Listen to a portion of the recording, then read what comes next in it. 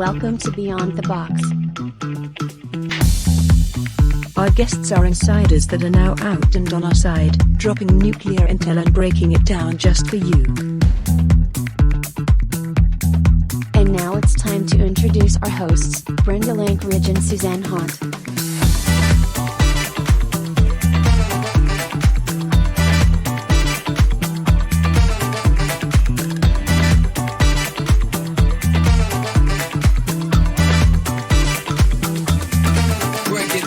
Join us and subscribe for weekly shows. Beyond the Box begins now. Let's jump in.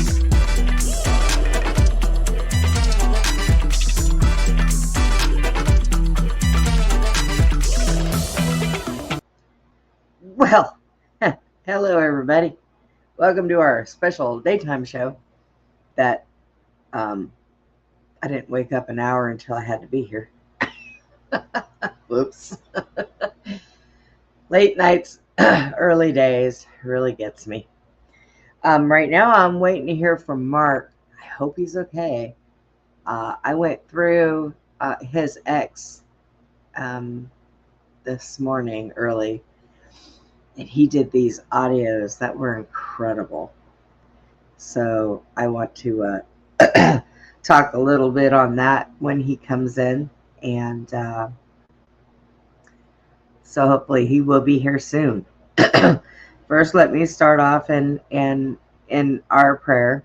Because boy, oh boy, I'll tell you, sometimes we really need it. So, Father, I ask that you put a big hedge of protection over the people on the show and people that watch the show. And I ask you, Father, for the strength to forgive our enemies, and pray that they will find their way back to you where they belong. And I ask this in Jesus' name. Amen. So let me bring out Andy over here. Andy! Hey. So how's your day been today? So far, so good. Well, that's good. Not busy.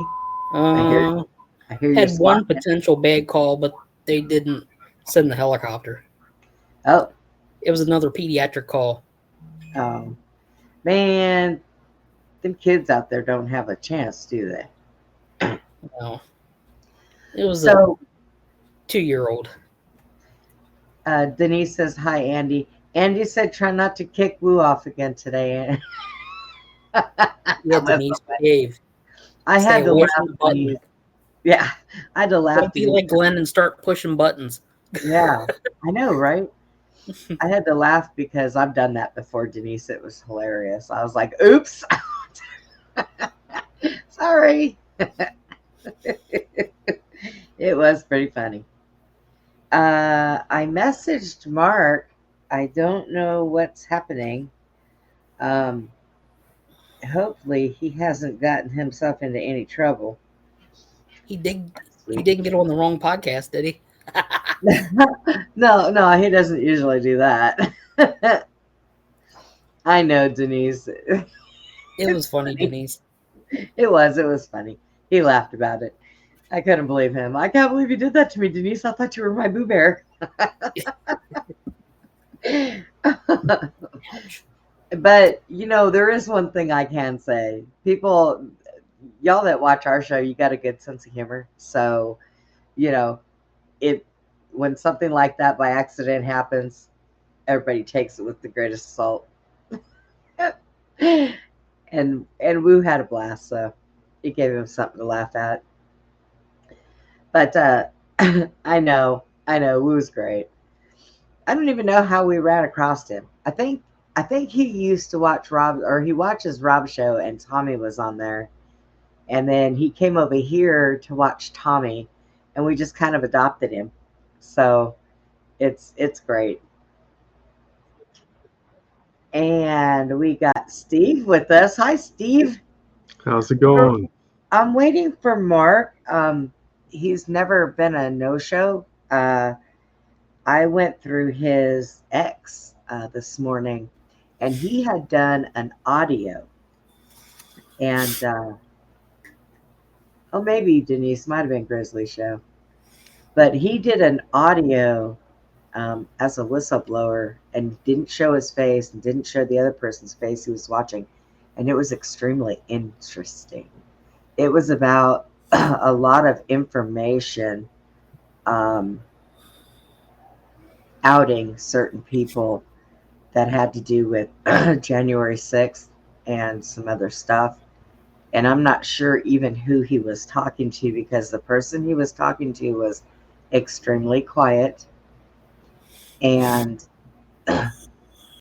he he said he was going to help him get this stuff across. So I'm a little concerned about him.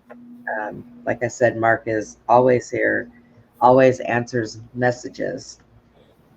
And he, however, is not. I might have to call his phone, because he might have done like me. I turned my do not disturb sign, my do not disturb on my phone. I set my alarm clock for 11:30, right? Well, not thinking that my do not disturb was not going to let my alarm wake me up. Jack says, Brenda, he wakes me up. Don't you have a show? I'm like, yeah, what time is it? He said 1 o'clock. I was like, oh, crap. We get up quick, make coffee. What am I doing? So, yeah, it was pretty interesting. Very interesting. Why is this a common theme now? That whatever I'm involved in, people are all of a sudden just no show. 5 minutes to eternity, Steve. You're gone. You're gone. Denise is still waiting for her milk. It's I in the told mail, her it's on Denise. the way. It's on the way. It's in the mail. There's one Yes. big carrier pigeon bringing it Yeah, over. big carrier pigeon. It's like, but yeah, I don't. Mark was at January 6th when that all happened. He got footage of a lot of stuff that wasn't taken from him, and Yeah, we'll give them the benefit of the doubt here. yeah, By the way, in about a half hour, I'll be interviewing John Carmen on my channel. So that's why I'm all set up here too. So okay. I'll be able to stay with you until John's ready, because he's on a phone call right now. So once that's done, then we'll be hopping over there and doing probably an hour or two interview with him. So All it's right. like weird, because like I didn't know if he was available today. I asked him a few days ago, and then he's calling me, be like, "Yeah, let's do it. So I'm like, all right. I have the day open, so All right.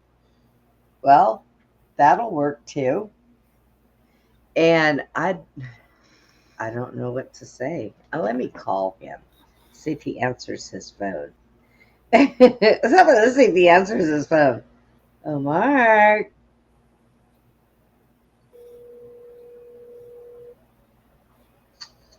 Hey, Bree. What? Oh, wait. I started the show. Where are you?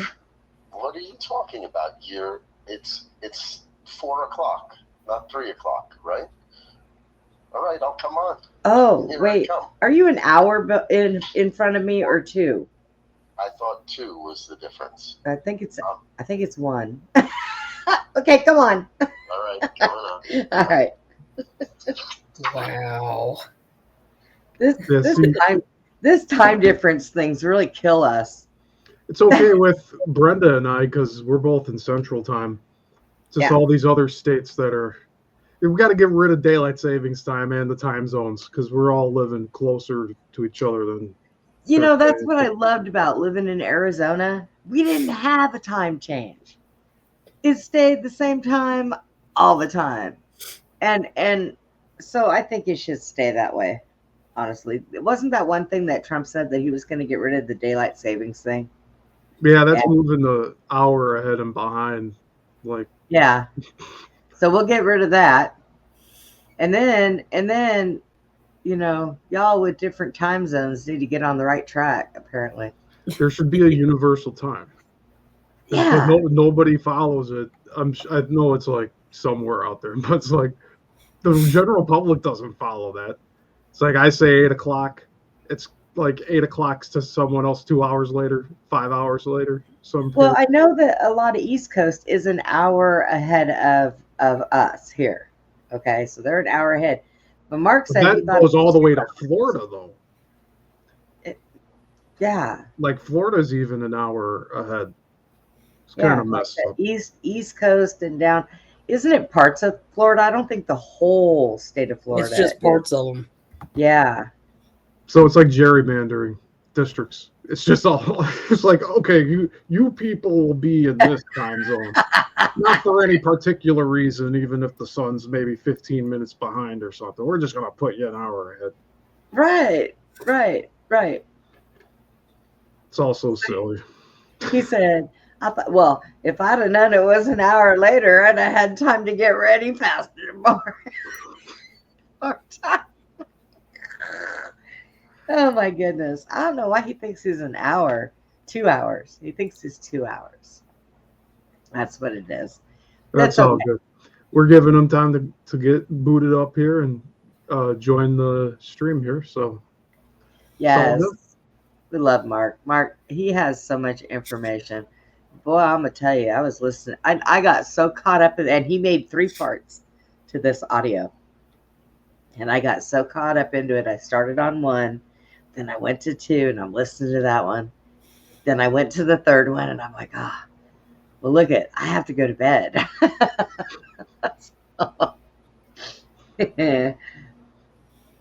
Yeah, me too. I'm glad he's okay. For a minute there, I was kind of worried. I was like, somebody kidnapped Mark. The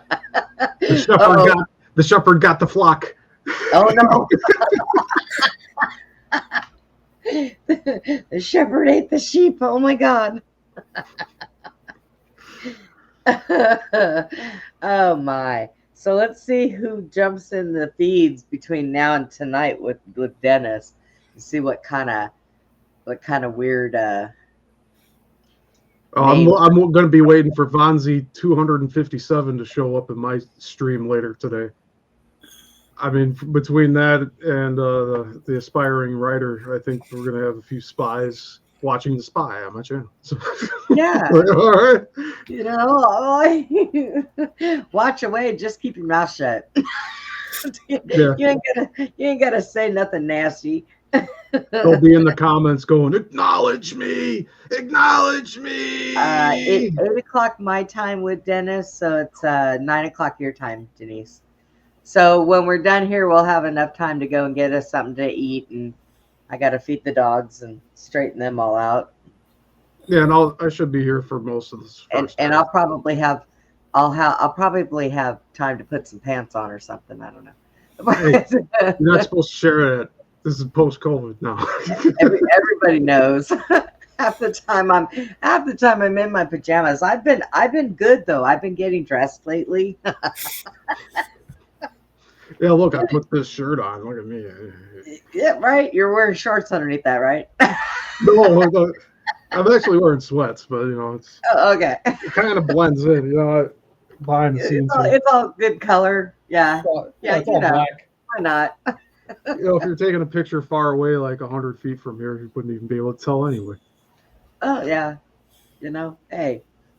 But see, my reasoning is like when we take our 5 minutes and I run to the bathroom, it's safer for me to not have pants on because I have snagged my pants hopping over there and tripped myself and fell.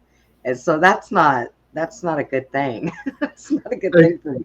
Can I do a quick promo for my show? Yeah, go.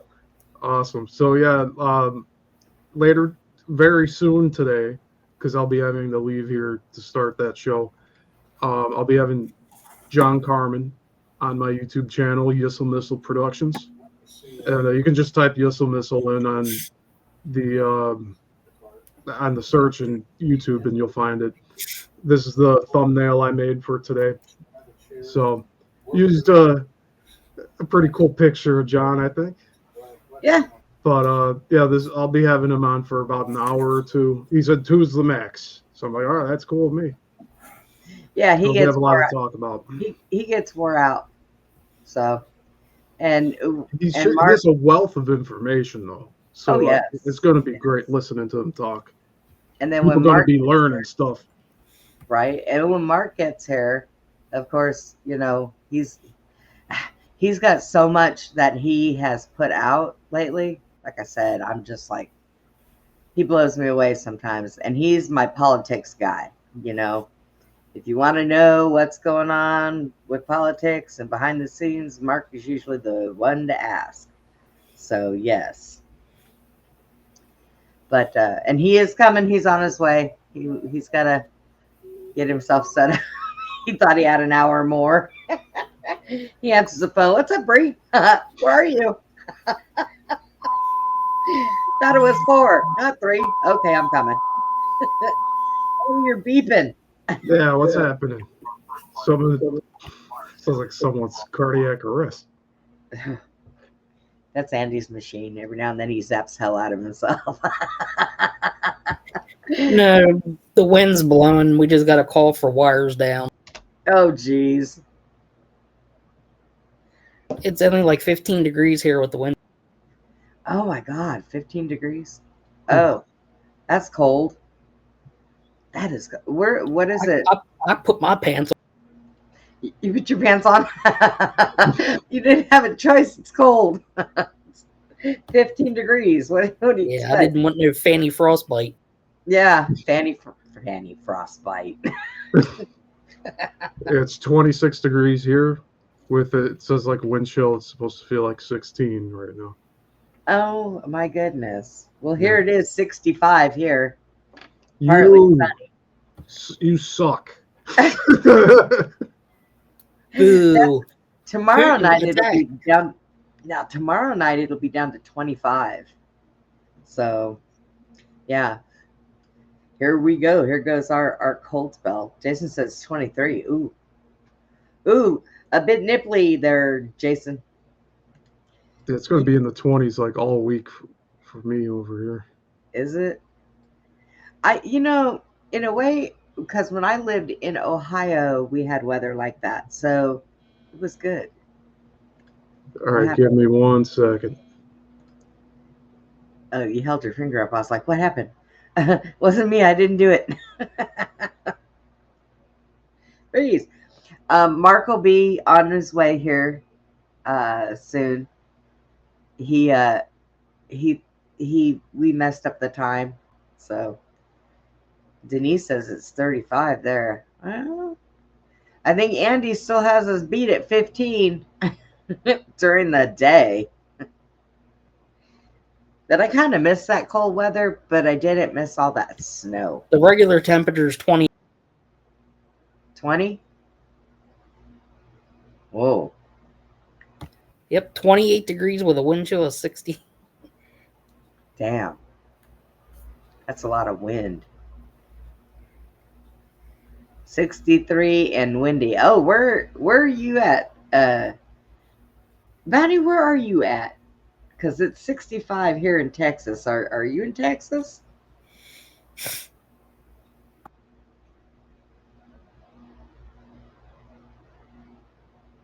Yeah.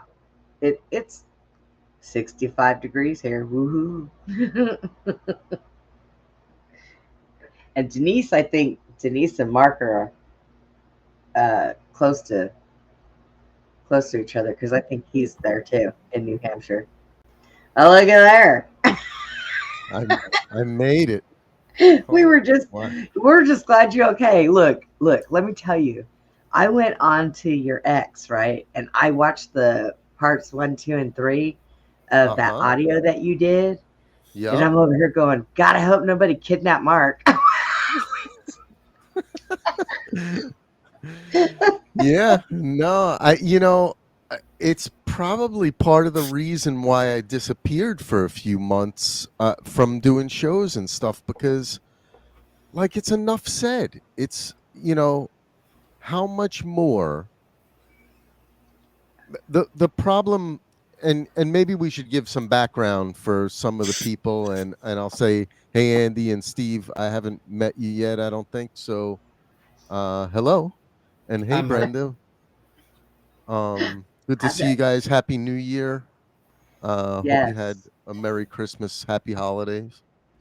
Oh, you know what? I stayed home and stayed sane. Me too, for the most part. So, from the beginning of this, when I had a plan as to how I was going to come out on Truth Social, because it didn't work on any of the other platforms, they just shut me down. I there's so much data that's within what my own experience has been, that it makes it very hard for other people to sort of encapsulate how it solves the issue, right? And so my goal from the start of doing Truth Social was I needed to simplify things down for people to where I was deciding to just show people the ghost bus.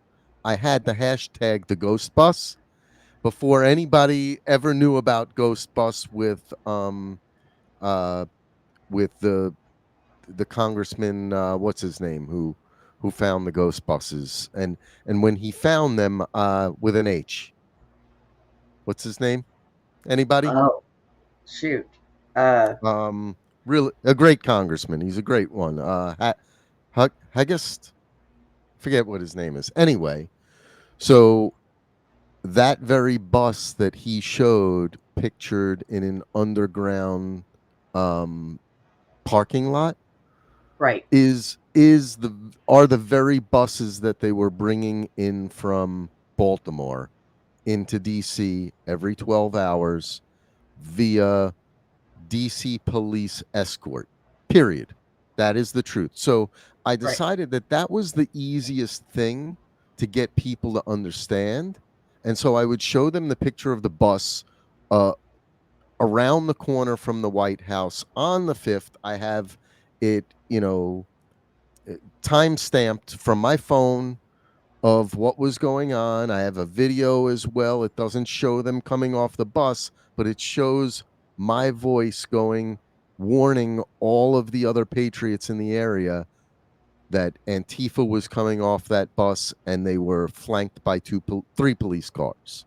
So my idea was, hey, it's as simple as this. If police cars were out on the street, there is a docket that shows that those police cars, who was in it and what they were doing. Let's just FISA request it. And so what I'm going to do is I'm going to get people to follow me on this path. We're going to FISA request it, which I did, and nothing ever came of it. And what we're going to show is just give me all the police car reports from that day, from between 5 and 7 p.m. in that location. And then we're going to go and ask the policemen that were in the cars exactly what happened under testimony, right? That was what my goal was. And because I needed to simplify it down, because when I tell people the whole story, they're like, this is psychotic, Right. So that is the reason why I'm telling you that, is because that is the problem of what we're having as a society of independent patriots trying to figure out what's going on here and then actually coming up with a solution to help, is that they have confused it by having so many things that we have to look at that are lies that we don't know where to look next. And hence, while I'm insignificant to my story, like I don't matter at all to my story. Once my story is out there, Chosen, Mark is gone. I'm back to being Mark. Chosen is gone. You see what I'm saying? But that isn't imminent because patriots are too confused in, what is order over chaos. It is a demonic, Gnostic tradition of how do you defeat the opposition? You defeat them by infiltration and confusion. You're never going to kill them all. you have to subvert them all. It's the only way. So that's what they're doing to us. And, this is some way to start a show for me, huh? Right. Yeah. So So, yeah. it was the stuff I was listening to on that audio was incredible. And I don't know who it was that was with you, but he was quiet, very quiet spoken. I had to listen real good to hear what he was saying. But the information you were putting out. So when did you do those audios? That's a good question. So those audios came from a fourth time going to my local police department, which has been, in the past dozen years, we have become an army. I have a very small police department. You would not believe the equipment that we have, and we have a Department of Home. We have a whole new police department, and we have a new Department of Homeland Security office in it. So this Oh. fourth time that I went in after they rebuilt the police station was not this summer, but the summer before that. And what I did was I went in because something really crazy happened. Someone hit my daughter in her new car on my block. And it was really bizarre. Basically the old woman tried to say that my daughter was moving. She sort of tried to victimize her anyway. I wound up getting the video, and she was at a complete stop, proving it. And the police department didn't do the right thing even after the video was there. And so I went into that police department to refute what it was that they had on their thing. And there's video evidence that you gave to me. I don't know what you're talking about. Change the report, right? Right. And this was my fourth time going in there. And two of the other previous times, which was about 9 months and about a year before that, I went in twice. And there's a very specific story around it. I should tell the first experience of going there. But both of those times, to keep things short, they listened to over an hour of a confession, just like you heard in those 3 parts. Right. And it was it was the second in charge the second time, and it was a detective the first time. They heard everything, recorded everything, and when I went in there and asked for the records on my daughter's accident so I could get out of the insurance thing, right? Yeah. They annoyed me, so I FOIA requested the information on the previous 2 visits. And guess what came back? Nothing. 15 seconds. Oh. I was in there stating nothing to them, no record of it, just that I was making a statement that if the FBI came to my house, if they came asking questions, that I wanted them to call me. That's basically what the FOIA request said, right? That's it. I was in with each of them for over an hour. They know exactly what was on those things. So this time when I came in, I saw that they had put a Department of Homeland Security office in there. And I'm like, wow, Jesus is showing me what he wants me to do. He wants me to go walk into that office. And then I said, wait a second. This didn't work out with the local police already twice. It didn't work out with the sheriff of Monmouth County, who I know. It didn't work out with the FBI. It didn't work out with the Secret Service. What's making me think that it's going to work now? Right? Yeah. And so I hesitate. And then all of a sudden, an officer walks out that door alone. So I walk up to him, I approach him, and I say, you know, would you happen to have a moment in private? I have something to tell you, but I don't think it's for public consumption. So would you happen to have a moment? He said, sure. So we go into this room, and I say to him, would you mind if I record this? Can you record it yourself as well? And he said, sure, let me just go get the recorder. So he goes and grabs it. And that's when you heard the whole thing.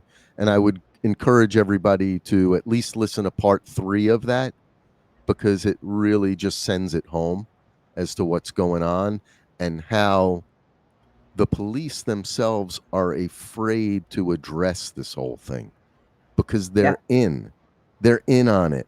And I don't mean they're in on it in the sense that they're all bad people.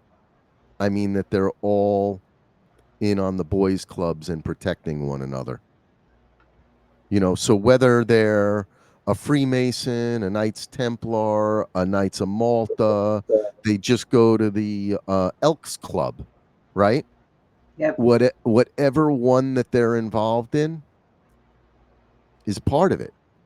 Every single one of them, whether they know it or not, they're involved in the scam because they're all honoring one another's relationship more than they're honoring their duty to America.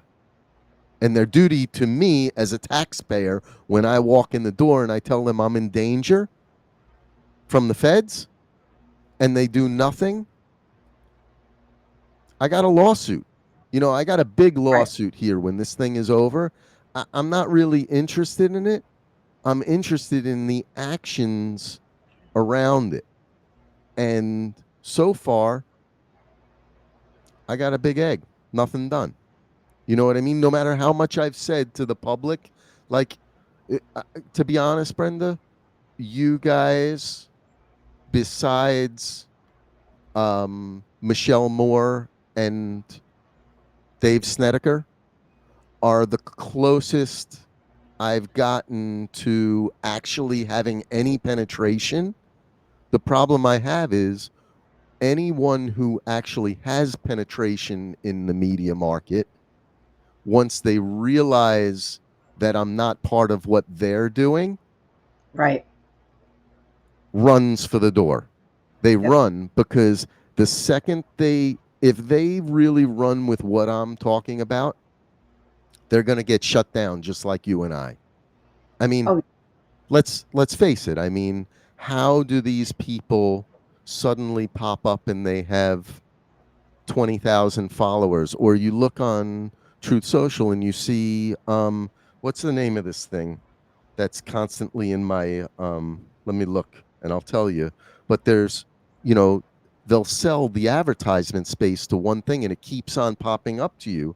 And right now there's one that they're really trying to move us towards, again, this new age stuff that it's a deception. They're coming forth as if they are people who are of God, but I don't really believe they are. I think it's all a front and all of, what we have exposed in our digs on down the road past the tree, which is that, and I'm going to preface this with, to remind everybody that I am of Jewish background. I do believe in Christ.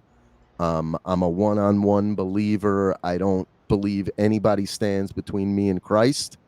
I believe he stands between me and God, period. Right? Right. So there, throughout history, is something called the Judaizers. That does not mean that they are Jews and they are these, Abrahamic believing people that are eating babies. That is not what we're talking about here. What we're talking about is a people who have realized that the most advantageous group of people to pretend to be is Jewish. That being said, it's also advantageous to be Christian, to be Muslim, to be Buddhist, to be agnostic, to be atheist. They place themselves into all of these groups, into, the Wiccan, every single one of them, because the goal is that once any one of these groups figures out the way to get a one-on-one relationship with God, they need to go bring in their little teammates to come and become the leaders in that group in order to divert us from the simplicity of the connection of being able to just speak to the Lord. Yeah. We did a show last night on a lot of this.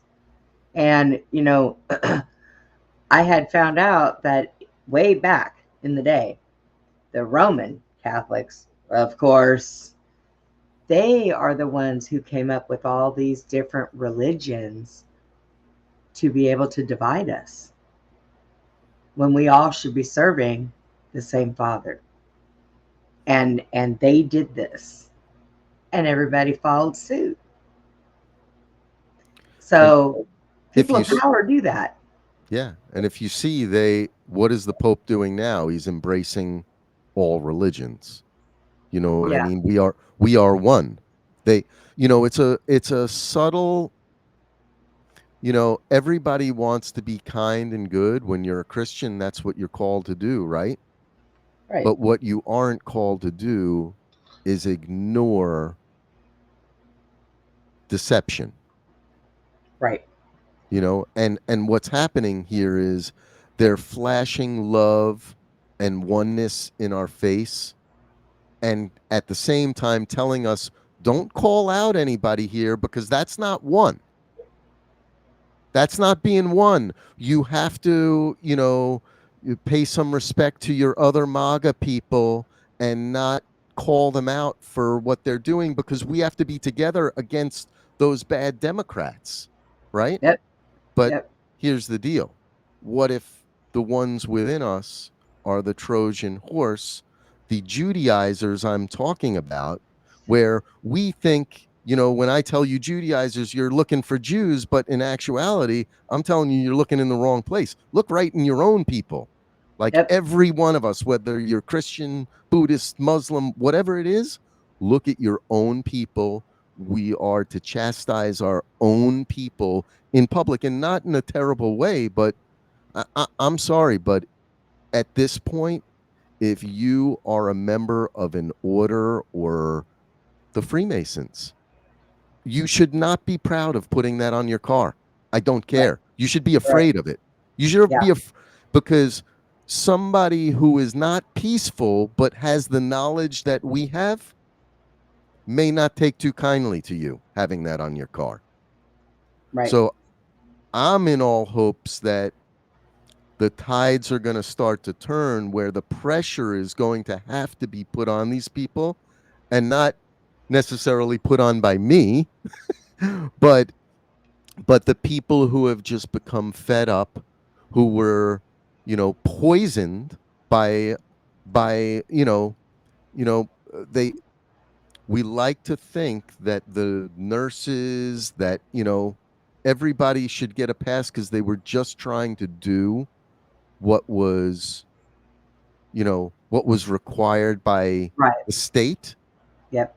By not even by the state, by the community. I mean, I feel really bad because I had the benefit of not having to worry about parents to infect. And so for me, it was a very easy decision to say no. There were no things holding me back from saying, wait a second, I'm going to wait and see what it does to everybody else before I even consider it. Right. And that was my advice to everybody else. But I said, you know what? If you're afraid you're going to kill your mom because she's got emphysema, I get it. You know what I mean? But And I was warned 2 months before anything was even said. Whatever you do, don't do it. So, and that was before it even came out. And I was like, okay. So, you know, I stayed home. I went to the store when I had to go to the store, and I did my own thing. I figured, well, maybe I just need to catch this so that my immune system, it builds up to it. I didn't even try to hide from it, but nothing, nothing, nothing. So And you aren't exactly healthy, right? You had yeah, reasons to be yes, scared, and you endured it. I was not afraid. Yeah, And now and and now so rightfully so. yeah, oh yeah. So I mean, it's we get stuck sometimes in this cross breeze of do the right thing and this is good for you and all this other stuff. But I've always thought to myself, well, I don't see why we have to have other people tell us what's good for us. There is it really good for us? So I've kind of always had that. I've always had a problem with authority since I was little, and I am glad that I did, because there are so many things that they say you need to do this and you need to do that and you should do this, and I'm like, I don't know. I'm gonna listen to myself, and myself tells me no. So right, wrong, or indifferent, myself tells me no. Do you think so many of us like have lived a whole life like that? Because I have this theory that they have sort of been leading most of us through this life. In other words, your decisions are your own, but Yep, they're effectively putting things in your path to make always. you move in a direction. And if you don't exactly move in that direction, it's okay. They're going to get you on the next curve. You know what I mean? Like I was meant to do the things that I did with Data, right? But for this very moment, like they had trained me, moved me in a direction to train me because I think they wanted to use me for something and it didn't work out, right? Right. But I don't think I'm the only one. I think that's all of us, that especially that are in this movement, Yep. that we were in some sort of a program when we were kids, not knowing it. We don't know that we were. Right. And here we are today, the person we became relative to those things that they put in front of us. I find in some of the research that I've done, I find that a lot of people who went to school, went to college, stuck their nose in that book and never came out of it for breath are the ones that are controllable. Me, I goofed around. I didn't pay a whole lot of attention to what they were saying because they bored me. They bored me. I had the same problem. Yeah. So when you sit and you think about it, the people who were bored in school, people who screwed off in school, people who didn't graduate with straight A's, those are the people now that are conscious to what's going on. Because, and then you get your factors of people that are extremely smart that actually listen to other people and they're figuring it out, going, wait a minute. Yeah, that makes sense. So I think that it all depends on when you're in school, really, how that starts to begin your process, because they teach you in school what they want you to learn and how they want you to learn, not how your mind wants to learn. And there's a big difference, because your minds, everybody, we're all individuals. So we learn things the way we want to learn them, not the way that they want you to learn. And that's where the problem lies. So I don't know if you remember, but I actually quit school after ninth grade, and I wound up graduating college before the rest of the people who I would have graduated high school with, right? But the reason why I think that happened was because they were doing testing on me, on other people, but a lot on me when I was in junior high school, when I was in like fifth, sixth, seventh, eighth grade, right. where I was doing these blotter tests often and intelligence tests and stuff like that. But then they wanted to put me on drugs and I rejected it. And over the course of those years, I thought I was going to be an entrepreneur, which I am today, but I wasn't for many, many years. And I wound up, thank you. I wound up quitting school after ninth grade because of all the pressure that they were putting on me for lack of performance and lack of paying attention. And it was, I think at the time, honestly, Brenda, we probably knew that they were telling us lies Yes, and I couldn't did. realize that it was lies, that we just didn't quite understand why it didn't feel right. Right. And so we, in particular, in social studies, was my worst subject. I did not pay attention, and it's my favorite subject. It's my favorite subject now, right? Yeah. It's all I study right now. But back then, I couldn't stand it. It was a straight D class for me. You know Yeah. what I mean? Yeah. And see, with me, they did a lot of that stuff, but I threw my own wrench in there because now I grew up in California. Okay. I'm sorry. Yeah, I know that. I say that all the time. I got out of there the minute I turned old enough to leave on my own, I left. But I found that in California, in our high school, we had a smoking section. But if you got pregnant, you couldn't go to school, where it's actually reversed now. You can't smoke anywhere. But when you go to school and you're pregnant, you have a baby, they have daycares, they have all this stuff now. Okay. So I had issues with family and certain things that I went through. So when I was 15, I ran away from home. And I met my daughter's dad and I got pregnant. But I was still going to school. I didn't know I was pregnant until I was about 6 months. I was on swim team and I was standing there and my coach looked at me and he said, "Come here." So I went over there and he says, I'm going to touch your stomach. And I was like, okay. And the baby moved.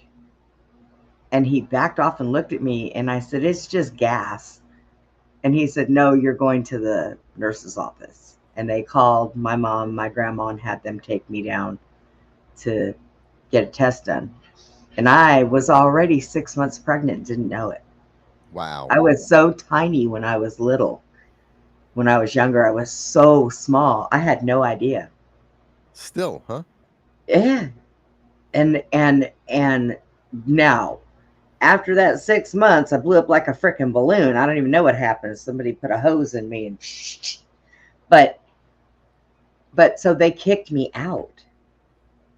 And now I went ahead and went to an alternative school. I got my GED, did all that stuff. So, but by them kicking me out, I think they did me a favor.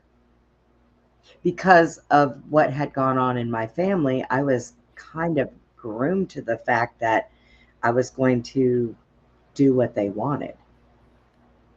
And I've always had a problem with authority, so it was really hard for them to do that. And I think it was my saving grace. I call myself stubborn, the black sheep, but I think it was my saving grace, really. And there was a higher power saying, "You know what, girl, you go be stubborn." So So I did. So I have found that a lot of people that have not applied themselves the way that the system wanted them to are the ones that are awake, know what's going on, have paid attention. I've known since I was younger that our history was just bullcrap, bullcrap. You know, the things I was taught, I was like, nope, I don't think so. So Have you have you guys been you mind if I steer the topic to this, because yeah, go it ahead. is the hottest thing that's out there right now Yeah, with this Vegas Tesla truck bomber and and the other Sean one. Ryan. Did you see the Sean Ryan show yesterday? No, I didn't. How about you, Andy? No? You should maybe pull it up and maybe we'll come to a part of it. But so here's the deal is that look at that. The sound just went, oh, that's Andy's. So when the bombing, when first of all the car ran through the crowd in New Orleans. Yeah, I have a friend out there that was actually one of the people that was hit and is in the hospital. So yeah, Sorry. And we have the town my son graduated from high school next town over from us. One of the kids who died was from there, a 25-year-old. yeah, But when I first saw it and I saw the guy, I said, something's off there. Something's wrong.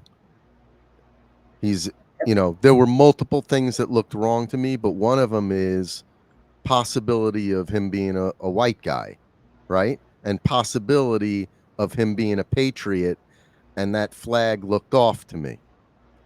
So I left it alone because, I said something, I just made a comment on it, and then boom, the Las Vegas thing happens, and I say, that's too many things. There's something going on here. And the guy burnt beyond recognition. I right. immediately go, nope, something's off. That's not the guy. They planted that, right? Yep. An hour later, some random person posts under one of the red checks exactly what I'm saying. That goes viral. Mine has one like on it. And you know what I mean? And then, but besides that, what winds up happening is Sean Ryan yesterday winds up coming out with, back on December 27th, him and this other Green Beret got sent an email from the guy who supposedly blew himself off in Las Vegas. And the email is stating that he has a bombshell to drop on them, and he's going to try and get into Mexico, but would like to come on the show, but it has to happen before the 31st. Well, Wow. in the letter, he states that he's revealing that they are hiding a anti-gravity technology, 0 point energy. And so wait a second. This guy who supposedly his wife just divorced is just kicked out. He sends her a text message with a picture of him in this leased Tesla and says, honey, this thing's awesome. This thing's great, right? And 3 days later, after emailing these two guys trying to get his information out there, he blows himself up, but shoots himself in the head first and is burned beyond recognition in a car that has an auto driver? I don't think so. That's why it was so clear to me. I'm like, that thing has auto drive. There was a dead person in there that has nothing Well, to do with that guy. and both of the vehicles, the one in New Orleans and the one in Vegas, were rented from the same company. You're kidding. Nope. They were rented from the same company. And then what was the other deal with this guy? This guy was he was special operations, but for like PSYOP too. Yes. Yep. And they're both from the same fort. Also, did you hear that they both served at Fort Bragg together? Yes. Yep. And there's a lot of other stuff that's seemingly coming out of Fort Bragg suddenly. So now this Sean Ryan guy did this show, but before he did the show, he went into hiding and then released the show. So Sean Ryan is claiming that he took his family and went into hiding before releasing these shows. And now some guy, what's his name? So I just got introduced to this creator. I'd never watched him before, but his name is where's the first video? Let me just go to it. So his name is Ashton Forbes. And now I kind of like him. I don't necessarily want to promote him until I know more about it. I kind of like the way he delivers things, but here it is, another guy I don't know who's famous now, and he's famous off of, well, it looks like his claim to fame is Flight 370, I think it was, or Flight 240, where the one that disappeared in the Philippines, in Polynesia. Yeah. Remember that one Yeah. a dozen years ago? Do you remember why it disappeared, actually? Because I do. I do not remember why it disappeared. So they never found it, but Right. what we got was video of 3 orbs circling it and then it disappearing. That's what we got a long time ago. Well, this thing resurfaced because apparently this guy Ashton Forbes, that's his main research. He's researching 0 point energy and that particularly around that case. And apparently it looks like he got mad at the government because they didn't want him to expose what he knew. And he said, you know what? I'm either going to expose this or I'm going to expose everything. Which these people, him including, now he just did a live today with what's this guy's name is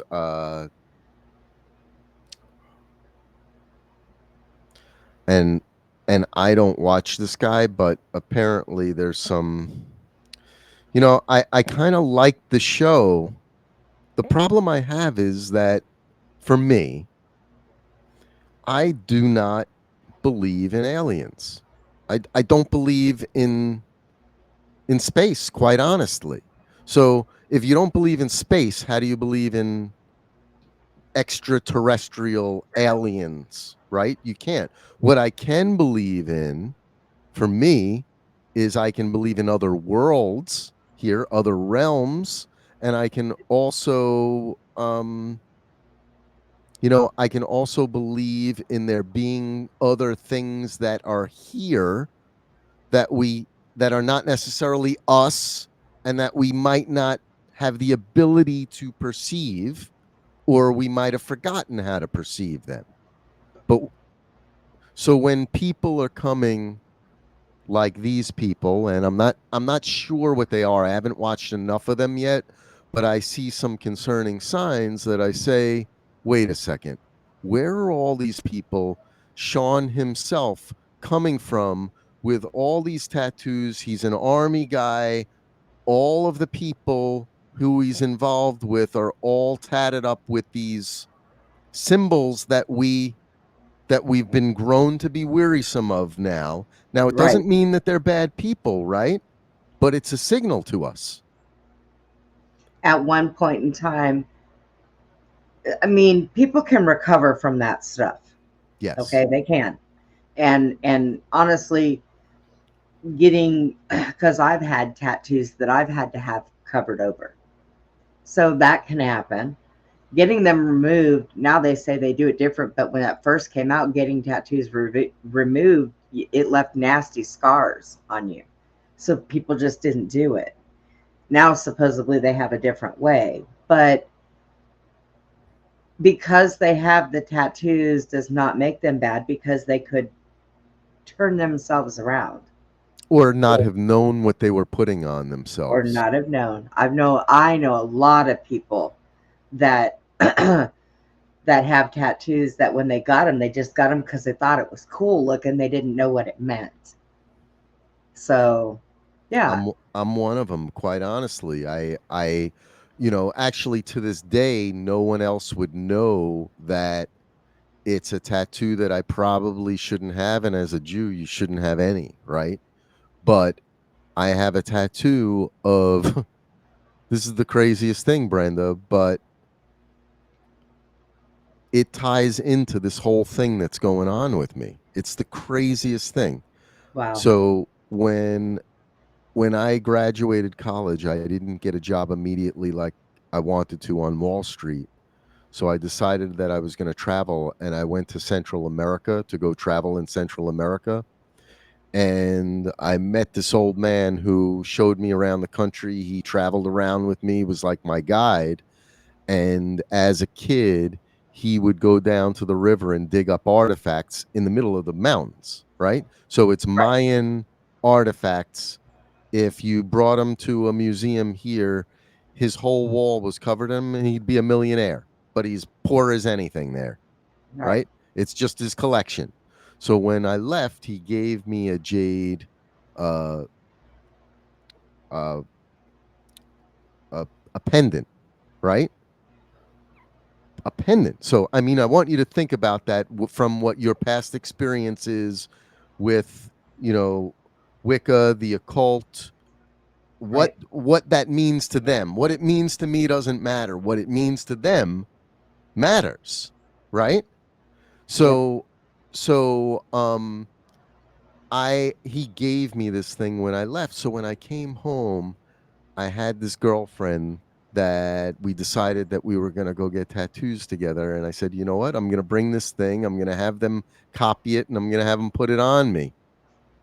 And so now it's like the face of one of the Mayan gods on my body. And I'm like, I would never want that on me. Like, it's just, if it's meaningful to them, I don't want it on my body. You know what I mean? Yes. And so using myself as an example, it doesn't mean that you're a bad person. It doesn't mean that you're possessed. It doesn't mean that you're following these things. It actually doesn't even mean that the Mayan culture was bad, to be honest. But with everything that we have learned, we must take all of these visual and audible cues into account. If somebody's speaking to you and they're constantly cursing at you, probably means something. You know what I mean? Right. So the same thing goes, if they put all over their body demons, well, I don't know. I don't know how you explain that away. I'll tell you, my very first tattoo, and I only got it out of rebellious because I had gone by a tattoo shop and they had a photo in the window, and it was pretty. So I had told my first husband, I want a tattoo. And he said, I forbid you. He used the wrong word. I forbid you. So An hour later, and $50 of his money, I had a Grateful Dead dancing bear put on my right leg. Okay. Well, that's the leg I lost. So I lost that tattoo. But Oh, wow. after that, any tattoo that I got, like the ones on my wrist, one solid rose means love.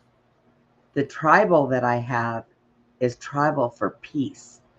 So if I got a tattoo after that, it was always, you know, okay, what does this mean? I would look and I would see what it meant before I got it. Then I went working for a tattoo shop. And of course, I was everybody's pincushion for them to practice on. But I only allowed them to put certain things on me. I wouldn't allow, like, I have a rose, one single rose on this side of my neck. On this side of my neck, I have a hummingbird. Okay. I was picky particular. But meanwhile, right? The one Yeah. rose, if you know the occult world, the one rose is Rosicrucian. A black one. That's ODO, right? OT OTO. Mine are I have two red ones and one blue. So yeah. So, but the point of it is if you don't know it when you're getting it, does it really mean it? Well, Right. if a person who's Rosicrucian is looking at you, yes. Right? If you're on the beach and there are a bunch of Rosicrucians around you and you have roses all over your body, Yeah. they're like, They're looking at he's each one of other. us. Right. And you don't even know it. You Right. know? You're walking around Yeah. thinking, I like roses. And they're all like, wow, she did it up. Well, you know, I will tell you, because like I said, I did dabble in all kinds of religions. And there was one thing that somebody had said to me, and I've always been a person that plants and flowers and, you know, nature and grass and the mountains and the clouds and everything I found were just beautiful. The world, Mother Nature, is beautiful. So somebody had told me one day, you know what, go get you this book called Wicca for Dummies. So I did. I got this book, Wicca for Dummies. Here, I was stupid. But I noticed in the book that it dealt with a lot of different things like spells and what have you. But that wasn't what I was interested in. But however, I did find that the part of Wicca that deals with Mother Earth, your grass, your trees, the air you breathe, you know, all this, that interests me. So at one particular point in time, I had a necklace that had the Wicca pendant, which, yes, if you turn it upside down, it is the Satan thing. But if it's not upside down, that's the Wicca one. And it was the pendant that had the circle around it. Okay. One day I'm in the store and I'm walking around doing stuff, and some guy comes up to me and says to me, I'm proud of you. And I'm like, for what? I'm shopping? He said, people would not wear that out in public. And it kind of set me back, and I was like, what? You know, why? What do you mean? So I had to go and I had to start researching it. And I found out that yes, that is, if people see that, they mistaken it for the Satan pendant, which is the goat's head. Well, so people will look at it like that. It's the problem is, Brenda, it's all subtleties. They are all infiltrated, every single one of them. I've been to 3 different churches since I became a Christian. They're all infiltrated. Every single one of them. I mean, I still love them, but they're infiltrated. It's not unlike any other institution that's out there right now, and it's so absolutely frustrating because anyone who's not you two watching this show in our community, they're just not paying attention to it. Yes. Well, that's why I stopped going. Because, like I said last night, we did a show on this, and I had said, think about this. Jesus didn't preach in a church. He preached on the beach. He preached in the mountains. He preached in the forest, on the desert. He didn't go to a church to be able to talk about his Father. So I thought to myself, why am I going to these churches and I'm listening to what they're saying and I'm not getting this. I just am not. I'm not believing what they're saying. And what started it off for me was the Catholic religion. I thought going to church was a family thing. Okay. My grandparents used to say, come on, we're going to church with the family. It's great. But then they put the kids, they put us behind a glass on one side.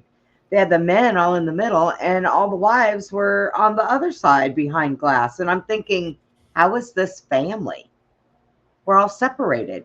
Us kids can sit over here and screw off all we want, and then they can't hear us. But then you got the mothers over there knowing their kids are screwing off and can't do anything about it. And then the fathers are all worshipped in the center by themselves. There's no family there. And that turned me off to Catholic right away. No. It almost sounds like the Jewish Orthodox temples, that they do the same thing. Yes. So it's bizarre. Mm-hmm. I was going to say to you, I think we talked about this the last time I was on, but I'd like to take you back there because I think it encapsulates everything that's going on here in the birthing of America. In that, once we understand just how bad the deception is, right? Because it goes back further than America, but like so many of us in the movement, that's what our focus is. We're focused on the presidency, America, America first, so here's the thing. What if this whole thing isn't really about America and it's a distraction in order to get something else? And so if we're focused on what that other thing is that they're looking to get, then we're actually focusing on the right problem. And then all these other things sort of fall in line, right? With where humanity wants it to go. Because until you deal with the actual problem, it's nothing's going to change, right? So, I mean, I think for America, this should be clear what the absolute problem is, and that is the building of the third temple. Is that there are people that are religious that want the building of the third temple, whether they be Jews, Christians, or Muslims, for that fact. And I don't understand that, because if they knew actually what it really was for, they would not want it. Right. And then, conversely to that, we have the demon people, the Judaizers, who are actually sinning in order to bring that on faster. That is the goal of the Judaizer. He subvertly is doing child molestation and all these things and justifying it because it brings the ante faster. And so he is not, in his mind, disrespecting God because it's this dark to light balance thing that they have going on, right? So if we can, first of all, understand what they were doing, why they were doing it, and then instead of focusing on fixing America, we actually focus on breaking America. Well, I've always said that the only way anything can be fixed properly is it has to be shut down. It has to be shut down and broken. And, everybody talks about, oh, these things are horrible. People, we are in for one heck of a ride because it's going to get worse. And all I can say is keep your faith. Get close to Jesus, because it is going to get worse before it gets better. Our economy is going to fall. But think of it, it has to. Because all we're doing, if we try to fix it the way it is putting fresh paint over a turd. And that doesn't work. Replacing the old guard with the new guard. That's it. Yes. And it all has to come down. All of it. And All of and it. Our governments have to be torn down. Everything. When I watched your video, I seen the layout map of DC. mm-hmm. And I seen that and I was like, look at there. Look at there. The way the streets are designed, the way certain things are done, it's all Satanist. All of it. All of it. The streets are lined like the pentagram. The things we love the most are of Satan. Yes. They were built in his name. And we are deceived so much that we are, we come into New York Harbor and we praise the Statue of Liberty. And I know all about the Statue of It Liberty. is Sol Invictus. Yep. Because they took the face of the Statue of Liberty off of an old painting of a man's son that they called Satan. And ask yourself, look at that face. Do you really think that the Statue of Liberty is a woman? It's Rehoboth.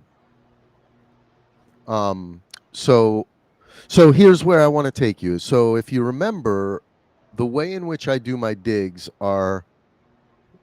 there are a number of components of it. Online, I first sort of look at things through Wiki to make all the connections, and then I go deep into further research, right?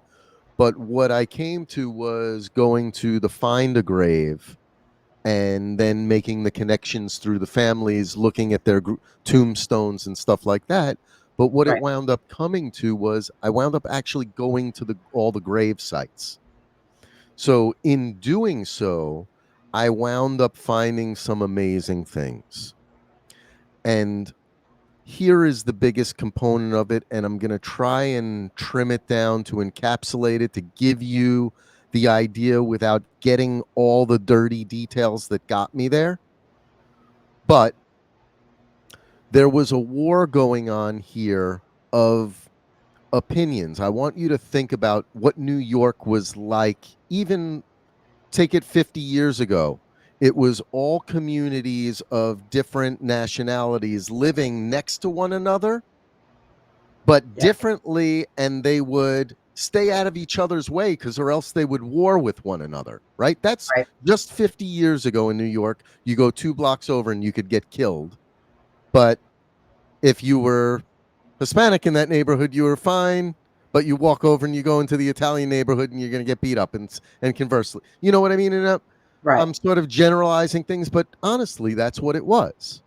Right. Well, you take that back to 1776, and what you had was different countries who were trying to take a piece of the New World, encouraging their people to come over, that they would give them land, and they were giving them the same pieces of land, so the people were fighting over it. Meanwhile, it was the Indians' land originally, right? So now you have people who have no rights to anything being told by some king over in France or in England, Portugal or Spain or Holland, that you own the rights to this land. Well, Staten Island was Dutch and French.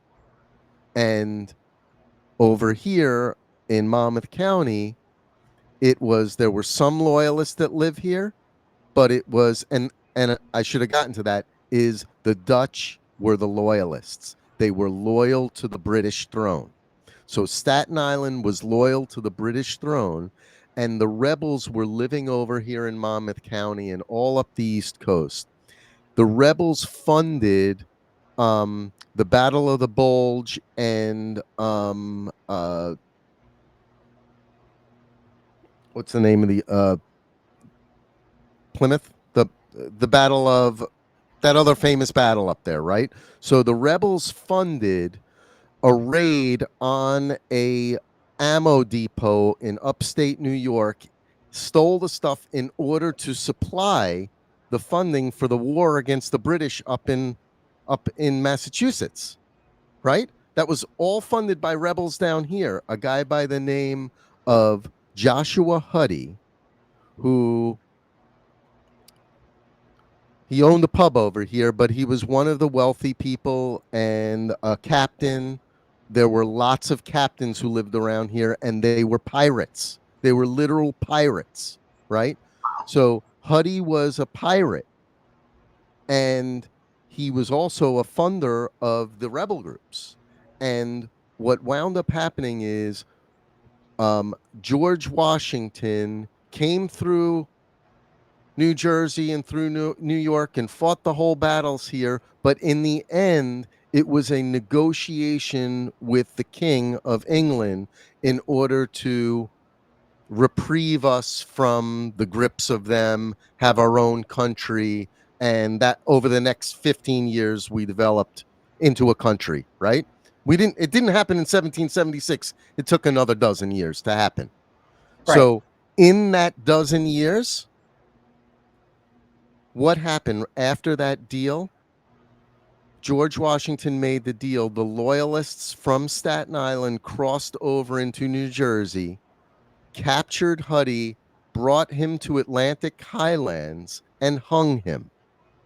After the deal was made, and the local rebels here demanded that George Washington get the person who did this and bring him to justice. So George Washington, and I believe it was either Thomas Jefferson or Hamilton, negotiated that up at a Freemason lodge in northern New Jersey. They had a meeting where all those loyalists came and they pulled from a straw hat as to who was going to pay the ultimate price. This one guy pulled a small straw. They put him in jail in Staten Island. The rebels weren't good with it. They wound up going across the river, breaking him out of jail, bringing him over here and hanging him. It's a very famous sort of thing that happened in history now, except people don't understand the details. The details are, and I'm gonna explain it to the both of you very simply. George Washington sold out America for a deal at the expense of Joshua Huddy and his buddies, the rebels. Us. Wow. So put that into terms today as to what is going on today, and what do we see happening? We see all these. Who's leaving? Where are the people who are leaving so far? What are you talking about? You have, remember we were just talking about the building of the third temple? Yep.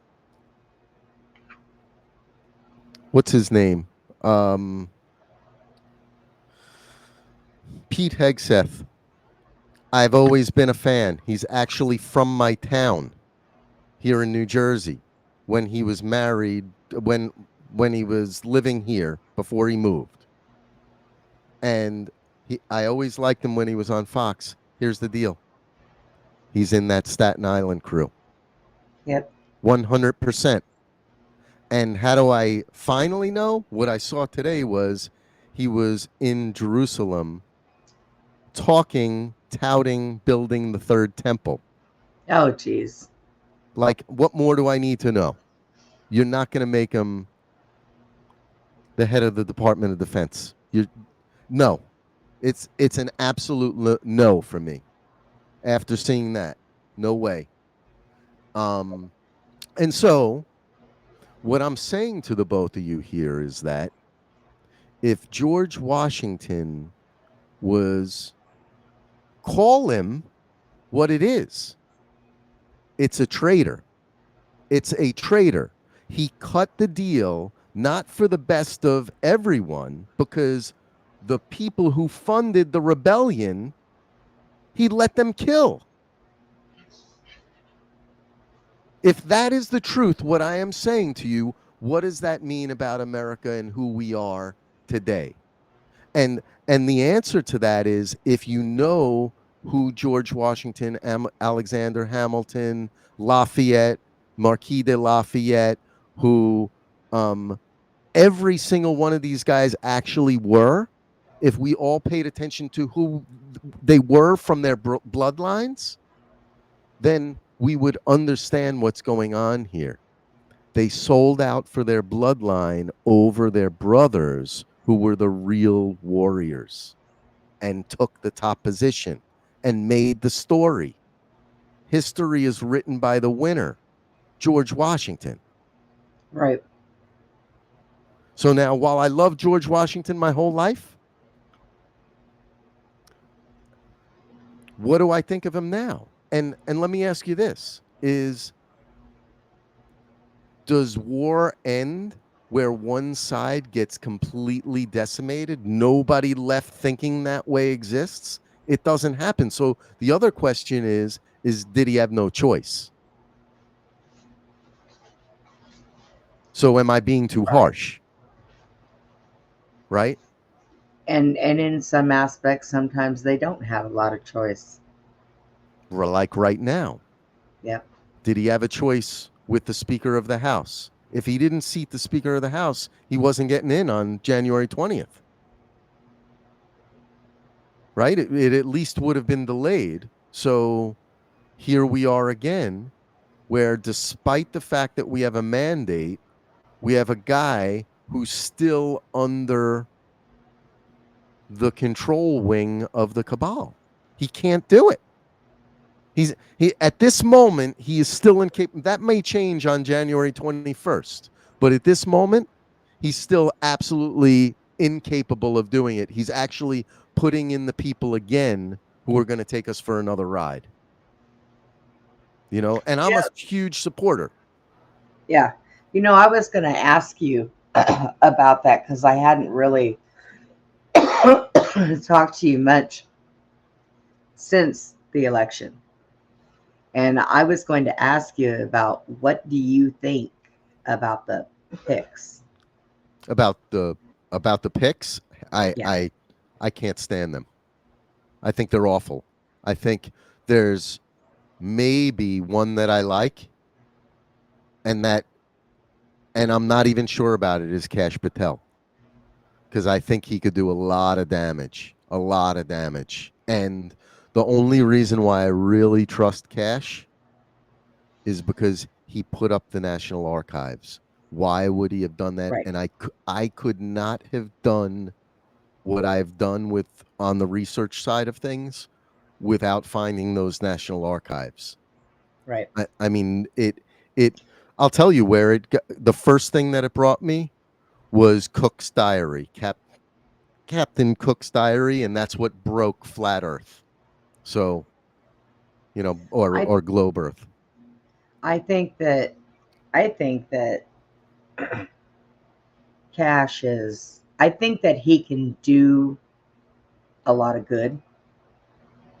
I think that he's knowledgeable in what needs to be done.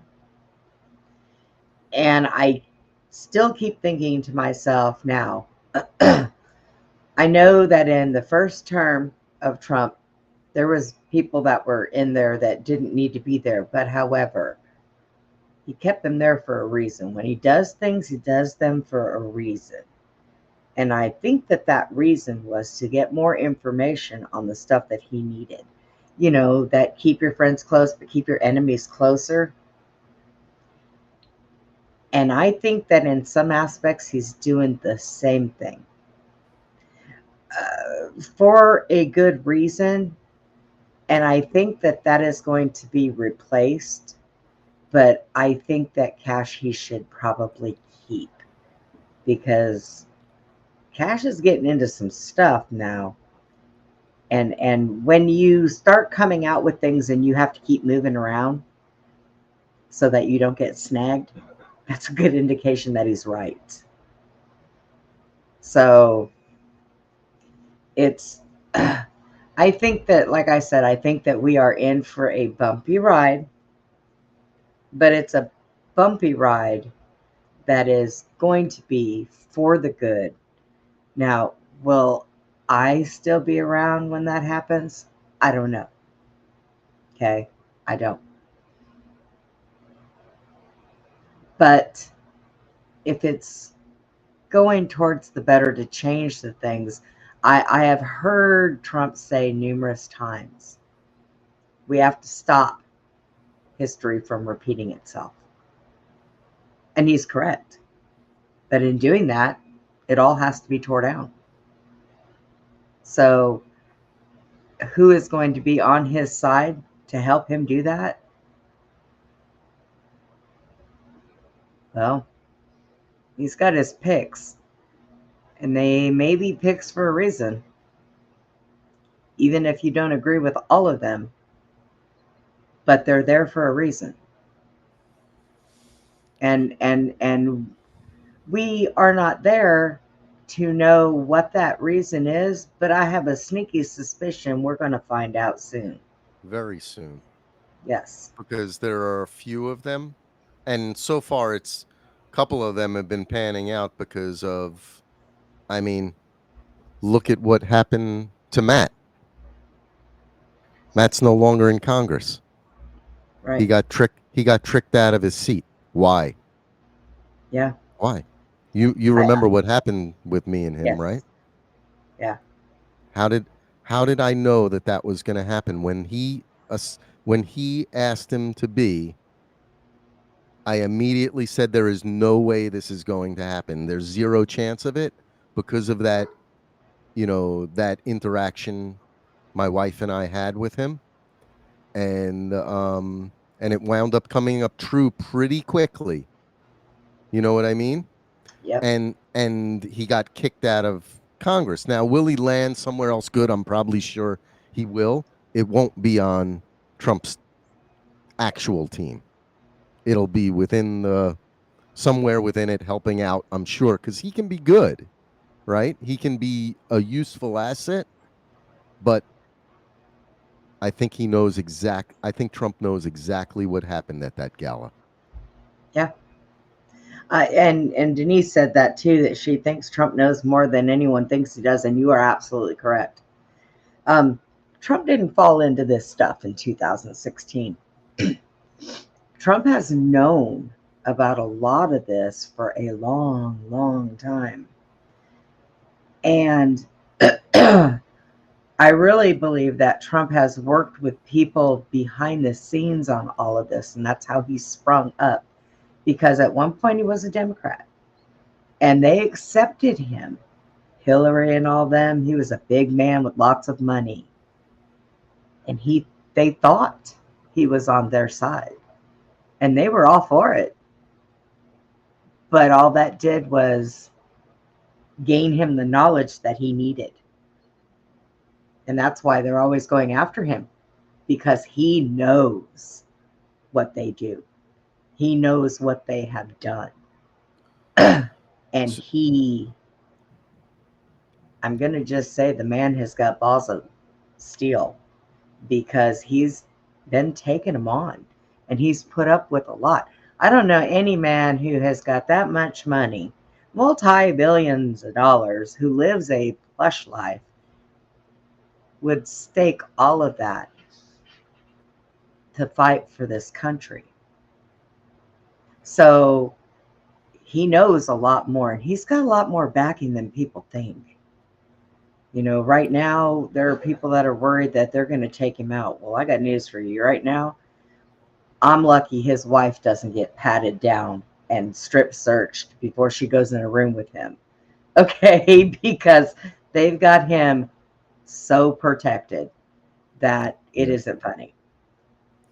So, I mean, is it going to work?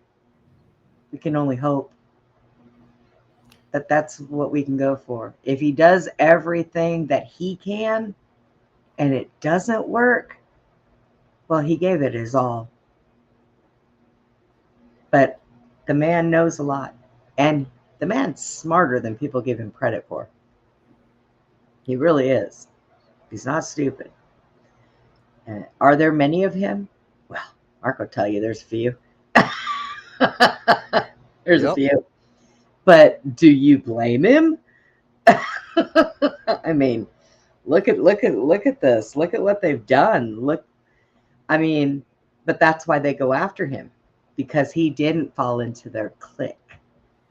And he wanted to do something for the better. And they don't like that. They don't like that. Can we talk about two of the people who I find unusual in his picks? And I'll tell you why, and it's going to bug you out, one of them. Okay. Or both of them might bug you out, actually. So first I'll go for Howard Lutnick. So Howard Lutnick is Secretary of Commerce, right? Right. And this is a guy, and I'm going to be extremely nice about this. I said it once before in another show. I'm not sure if it was with you, but who was one of 7 people to not show up at Cantor Fitzgerald that day. In very unusual circumstances, he didn't show up. His brother died, and of course, it's more people than any company who died in 9/11, hundreds. And in the week that we went back to work, we were all going through Staten Island because there was no more tunnel to go through. So we would have to go all the way around from Brooklyn to get to work once they opened back up the stock market. So we were all driving in cars. And I'll just say that in the days after, I saw him driving with 3 buddies in a car next to me, laughing, jovial, like party time. Now, does that mean anything within itself? No. But when you put all the pieces together with Larry Silverstein and everything, it's pretty clear that there was a lot wrong and that certain people were in the know. And who became a billionaire because of it? That would be Howard Lutnick. Okay? No, everybody else's families were destroyed. He supposedly became a hero because he gave all of them money. No, huge funding gave them money. Howard Lutnick did not. So, that's one. I am completely against that one. I think he's a demon. 2 is, so for me, that's the reason why Trump put him forward, period. Much like I told you about Matt, except Matt, I have face-to-face experience with. Then the next one, which is going to blow your mind, is Charles Kushner. And I'm going to explain it. Charles Kushner is Jared Kushner's dad. Charles Kushner went to jail because he was caught in a thing where he was set up trying to kill his friend's wife or his wife or something crazy like that. And they wound up getting him on tax evasion, whatever other things going on. And he wound up going to jail.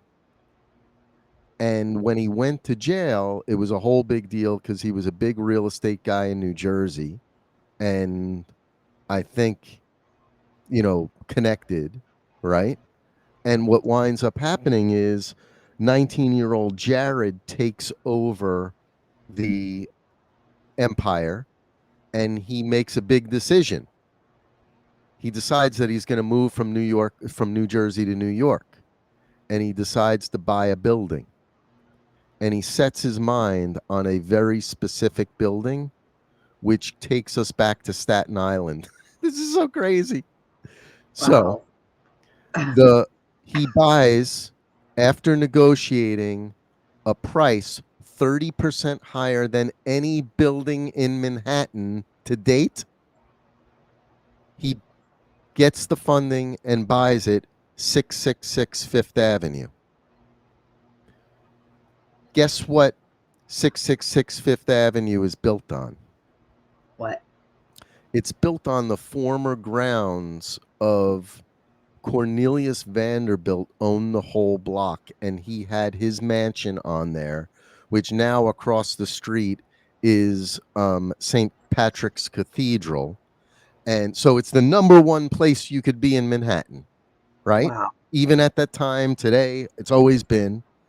And he had, after his mansion, he had built a 13-story building on the ground. It was one of the first high rises, 13 stories. And after that one came down, no more of the high rises had the 13th floor in New York. They Right. all have them taken out after that. So something weird is going on with that, right? Now, take it back to Jared Kushner. Is he refurbished the building? He wound up selling it, and when he sold it, the first thing they did was they changed the building to 660. It's no longer 666. Wow. And so now you have Jared Kushner, who has no idea about New York real estate, pays 30% more than he should have for a building with satanic connotations all over the place.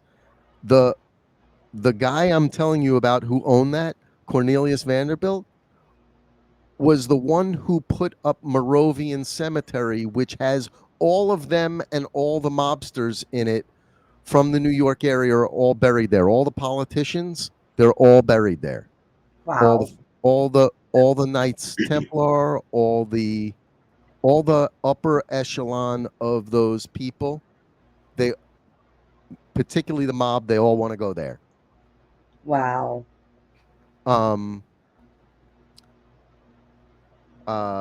Castellano's there. So now what happened in 2020? What happened in 2020 before Trump left office? He pardoned people, right? Guess who he pardoned? Oh, wow. Jared Kushner's dad, Charles Kushner. So you have, wait a second. He gets in. I want you to think about it, right? And then I'm going to connect one more piece of the puzzle. You have a long-standing relationship between real estate people in the New York tri-state region. Suddenly, Charles Kushner may have gotten framed into this thing, right? Which gets him thrown in jail, but his son gets a big payoff of moving the business from New York to New Jersey and buying this weird one building in Manhattan, one property, and overpays by 30%. Doesn't make a lot of money on this deal. So his son set him up? I'm not saying that. Okay. Well, it looks like it. Maybe. But what I'm saying to you is that one of two things is happening. Either Trump has known all this time, and it's why the relationship with Ivanka and why they were getting together and preparing, and it's this whole Q thing going on and part of the plan, right? Or the exact opposite of that. I mean, it is the 666 building with what's probably a portal on the 13th floor. Yeah, probably. Yeah. Right? So these two nominations are extremely questionable to me. Extremely. Like, I don't even understand why you would risk putting a convict that you pardoned on your team. Right? That, like, just just, you know, you don't want to piss off the Democrats when you're coming in, just a regular Democrat, right? Here you are, you're taking one of your convicts that you pardoned and you're making him one of the big guys in your team. How does that make sense? Oh, sounds like he wants to piss them off. Yeah, maybe. But I mean, do you blame him? no, Look at all this shit. but if the goal, if the reason why we didn't blow them all up in 2016 and send Hillary to jail then was because we needed more people to wake up and come to our side, then Yep. that's not even a valid argument, right? But that he wants to make them mad, because he obviously doesn't. He stopped his rhetoric of "you're all idiots." You know what I Yep. mean? And now he's just being he's been, since the summer, since getting shot, he's been much more presidential, if you notice. Yeah. You know, he doesn't go on and rant on people individually anymore. He doesn't attack individuals. He attacks ideas. Right? So Yeah. does it make sense to us that he would hire Charles Kushner to piss people off? I don't know. It more makes sense that he's outing the Kushners, or he's Right. or he's not, and he's actually putting all these freaking demon people in place, which would be horrid.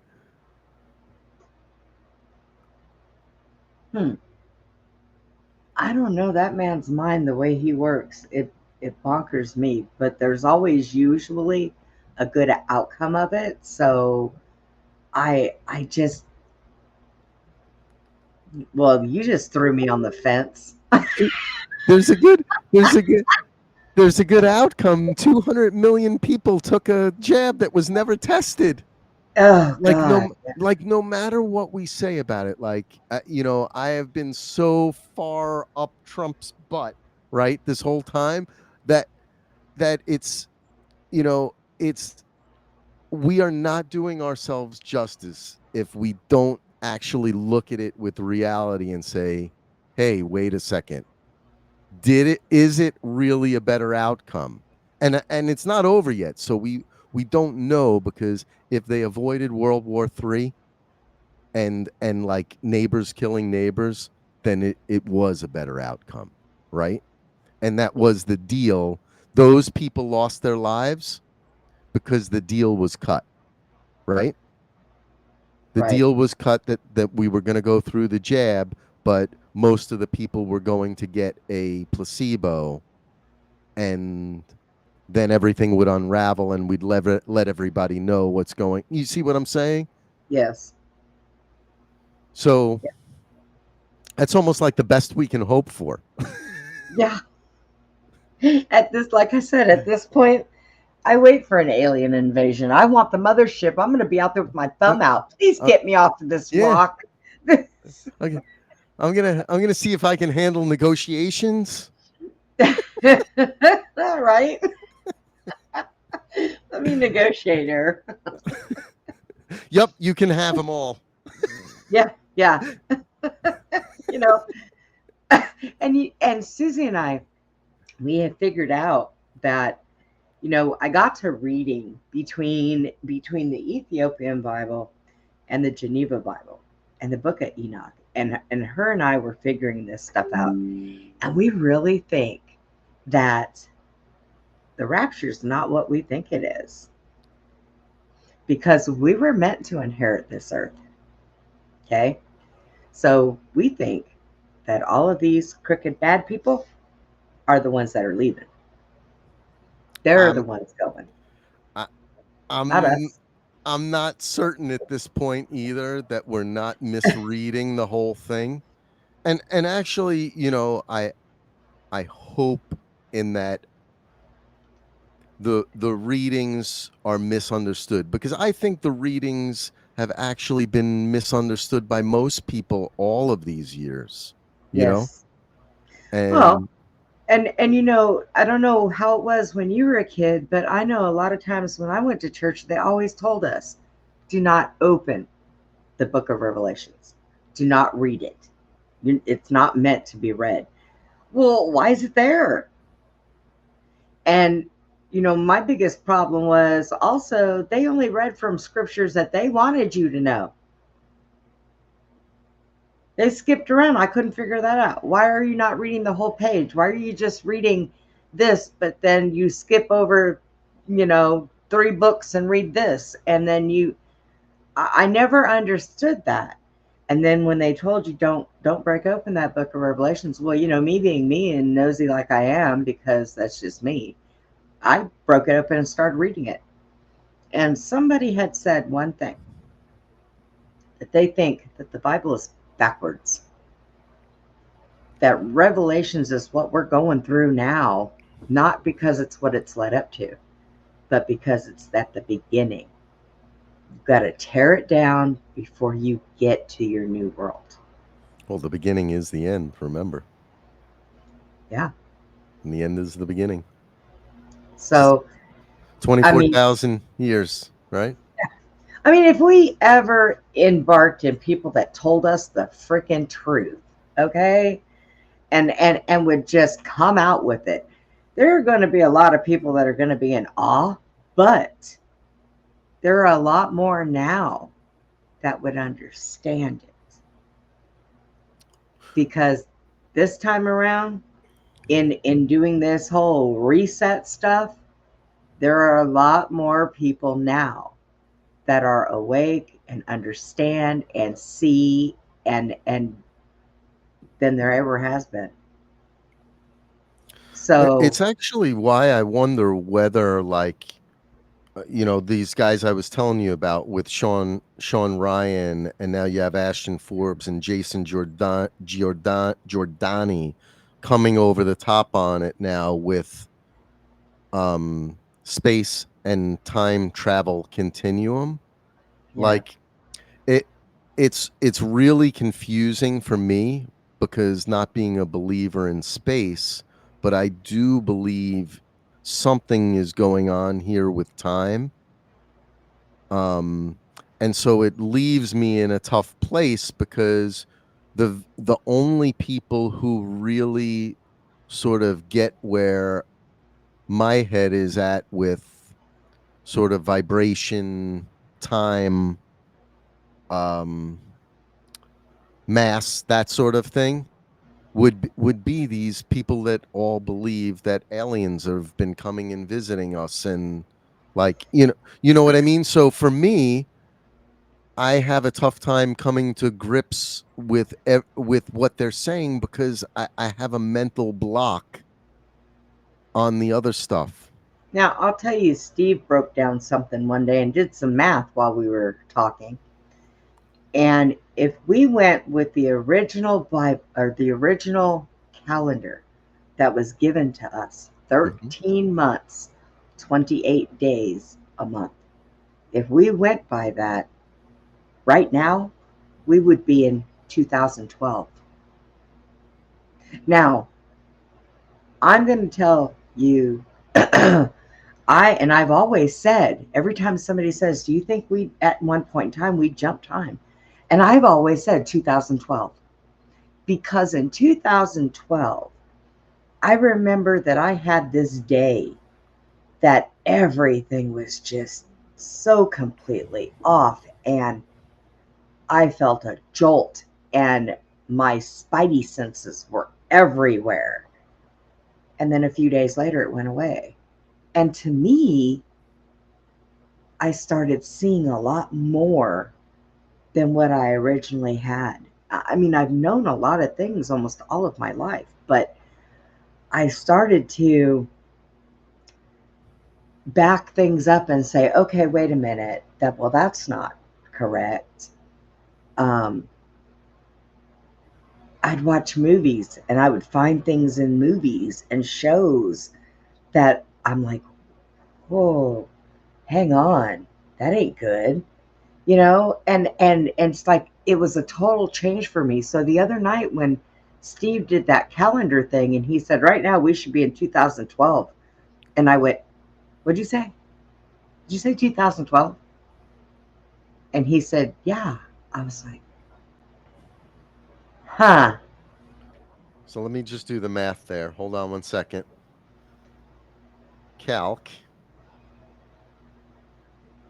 20 times 13. It's 300. So we would only be off a day on that one.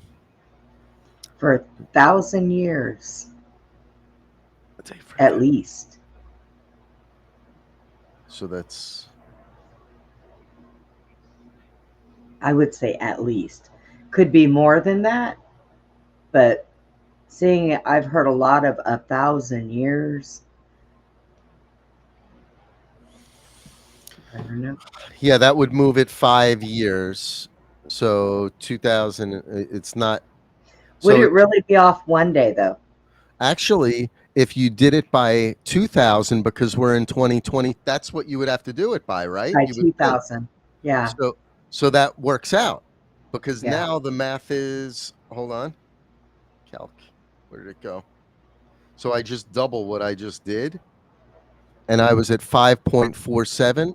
So that brings us to 11. That's 11 years.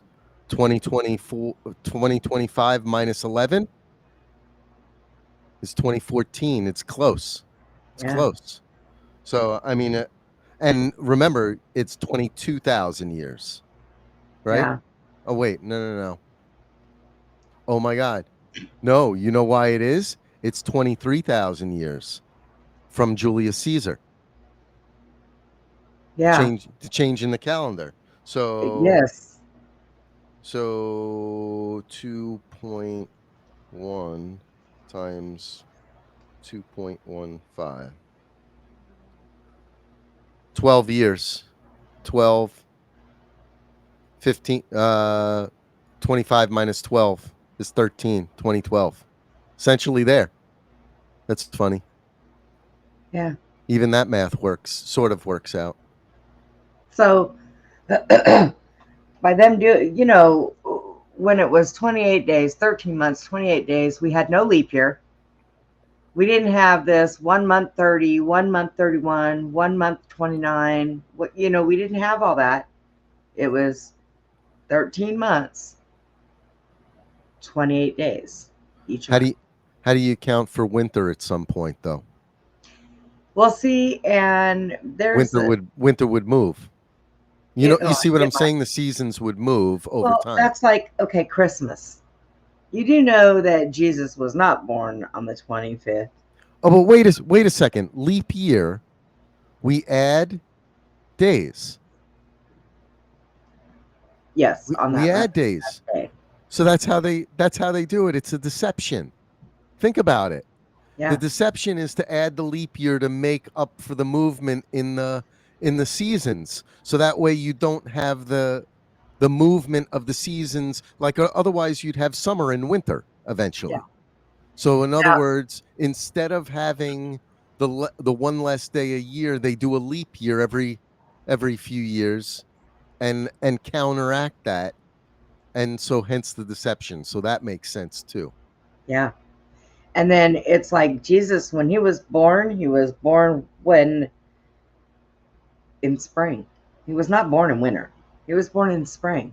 So we believe that, like, I'll do it every now and then. You'll see it on my Facebook. April 1st, I always say Happy New Year.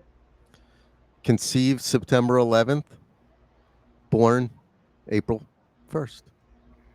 Right? Yep. Does that work out too? The math of that? I believe it does. How many weeks is that?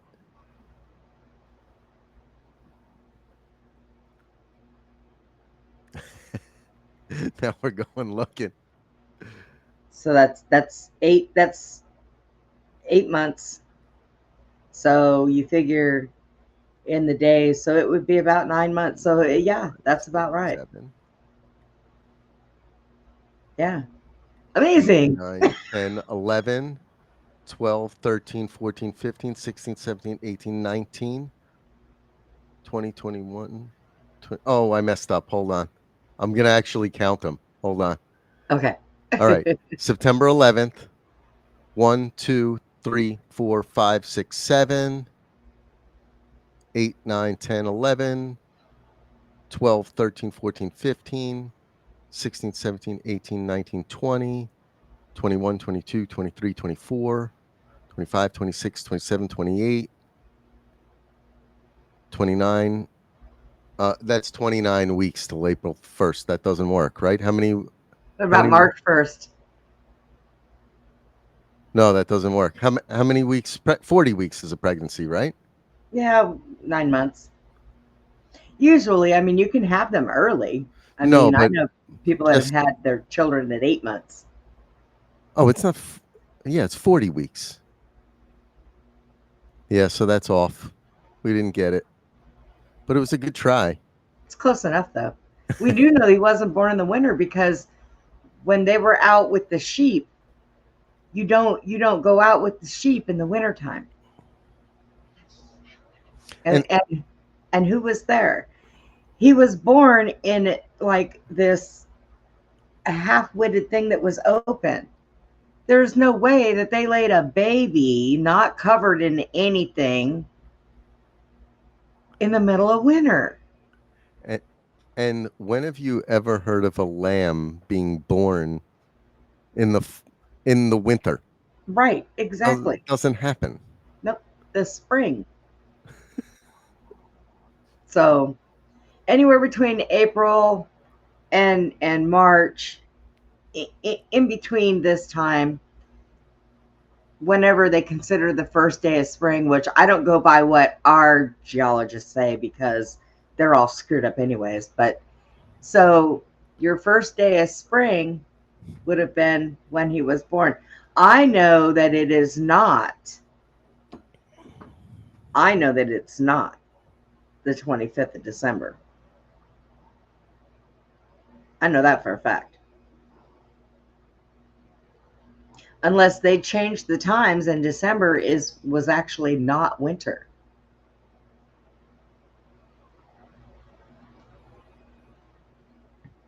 So Yeah, that wouldn't make any sense though, because they did all navigation now via the stars, and our winter here in the United States is opposite, like, say, Australia. right. That's their summer. Where was Jesus born? The northern hemisphere. So you got to figure, is it possible because of the leap year and the things that they played with, which I believe they have, that they've changed so much of all of our hemispheres, and they've reversed things and they've screwed things up so bad that it has helped them with all of our deception. You know, I mean, why do we not all have winter at the same time? Why do we all not have summer at the same time? How did this happen? This is supposed to be, I'm going to say it just for measures, even though I don't believe it. This is supposed to be a whole, all of us on the same frickin' rock floating around. Okay? Now, if we do it from a flat earth perspective, still, why are we so different? They've lied to all of us. They have made things so confusing for everybody that nobody really knows where the sun comes up and the sun goes down. We're told a certain way, but is that true? Sun doesn't rise and fall, the sun circulates. You That's want to what hear? I'm going to tell You want to you. hear something funny? That somebody had an explanation for me, but I said it the other day. I put up a post of Google Earth with a Yeah. picture from Google Earth Yeah, of Greenland and Iceland. yeah, Greenland is white and Iceland is green yeah, on the live Earth map. Yeah. and when I put it up, somebody responded. They said, "Well, because they have volcanoes and geological things going on in Iceland that they don't have in Greenland. I'm like, come on, stop it. They're at the same. They're at the same parallel. Stop it. There's Who did that? Who named that? Now, let's say that when they named it Greenland originally, it was always green. That's why they named it Greenland. right. Somebody explain this to me. What is the madness in all of this? That's what I want to know. It's so we never go there. That's why. Yeah. Because yeah. there must be stuff there that we aren't allowed to see. So Like they say, Antarctica. ooh, we're gonna call it Iceland. They'll never go there. Especially the black people, they don't like the cold. They'll never go.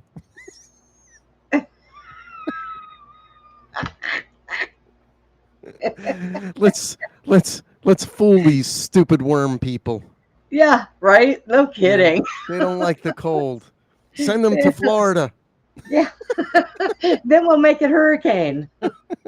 Wipe them out. I know that Denise had asked, what do you think about how this weather has been a little crazy? Yeah, it's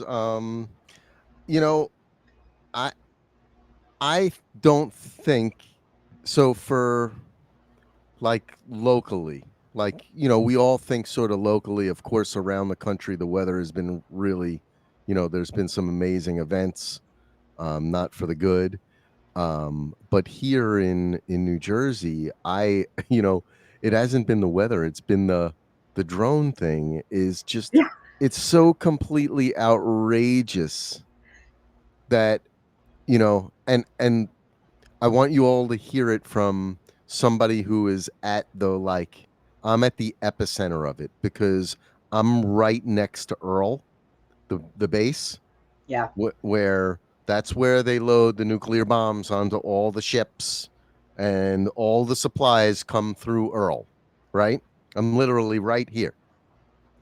And so when the drones started happening, like I'm just going outside and I'm seeing 5 drones outside. It's like not a big deal, but the government is sitting here going, well, we don't know what it is.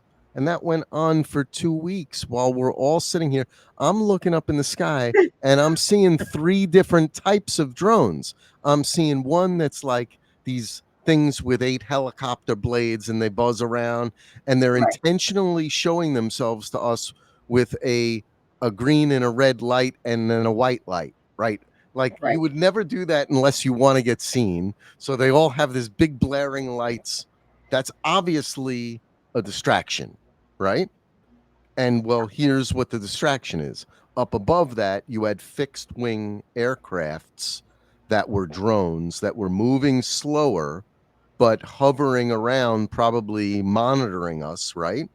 And then on top of that, you had the actual, like, whatever these guys, Sean Ryan is talking about, that was going on up above these other 2 things, which is effectively, as I saw them, orbs, which are moving in a way that is it's impossible. I want you all to know you cannot be moving Mach 7, moving one direction, and then move in the opposite direction at Mach 7 in an instant, because whatever's in that thing is going to die Right. from the G-force, Yep. right? Yep. So, like, even make that 500 miles per hour, you turn to nothing can do that. There is no thing that we know of that can move in that sort of a way. I am telling you, Now, 100%. That's what I now- saw in the Now I'm sky. going to tell Now I'm going to tell you a little secret.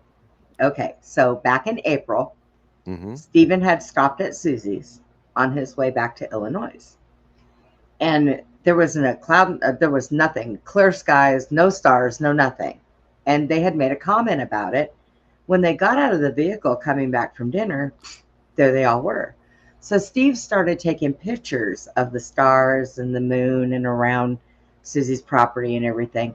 And it wasn't until he got home that he looked at them and he focused in on them. And he's got a really good camera because he does photography. he focused in on them. And inside these stars, there was outlines of little black boxes in the orb, and there were things inside of them that were moving. Some of them had a straight line with things that came down, looked almost like arrows or wings. And they were all moving the same direction, some of them, and then other ones were moving the other direction. And they were sitting still. And they were moving inside of these orbs. So he went back to all of the stuff that people were taking videos and pictures of, and we brought them on the show and we expanded them. We got real close. And in these orbs that you guys have been seeing were the same things that we were seeing inside of the things over Susie's ranch in April. So we were thinking, what did they do with the fallen angels? Where did some of them go? Are they in captive in those black boxes? And those are our stars, which is why God said the stars will fall from the sky. And it was a very interesting concept. Yeah. So we will never know without speculating or guessing. The research that we do, the things that we look at, coming up with conclusions. We will never know the absolute truth until somebody says, hey, I'm from NASA. We've lied all of our lives about everything we've told you. And this is really what's happening. That's all that can be done. Well, did you ever read the Book of Adam and Eve that was released from the CIA files? Oh no! What? Yeah, you can get it on the National Archives. It's called Adam and Eve. You should read it because it's basically them retelling their understanding of creation. Wow. Yeah, I'm gonna have to dig into that. I seen a video the other day and some kid says, seeing men can lie so much. What if Adam ate the apple first and just blamed Eve, and that's why men have an Adam's apple? And I was going, whoa, oh, that's a deep subject, but it makes sense. Well, like, wow. Well, what if the women that have Adam's apples are the ones who did it?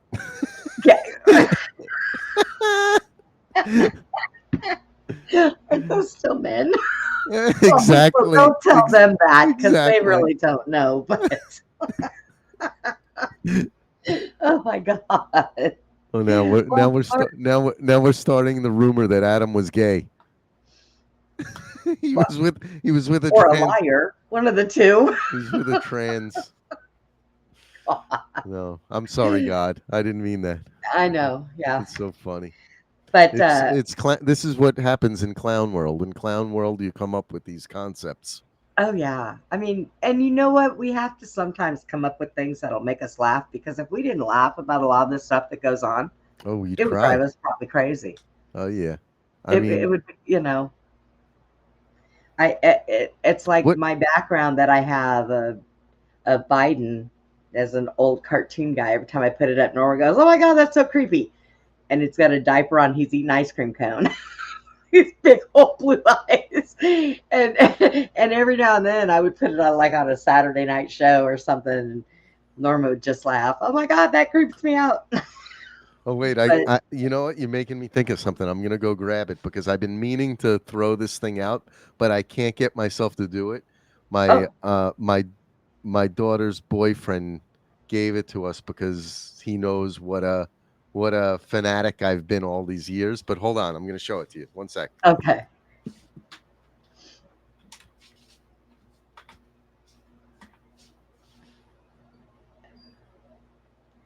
Norma says she's been bouncing back and forth between our show and Steve's show. He should have just combined everything all at once is what he should have done. Okay, so what did he get you? Wait a second. So he gave this to me as a joke because he knew.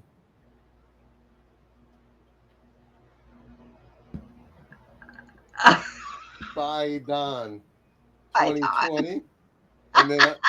And then on the back, he wrote this. This was 2 years. Wait, what did he write? He wrote That one's hard to see. Okay. Trump 2020. Oh my So you go to the rally and you spin it. Oh my God.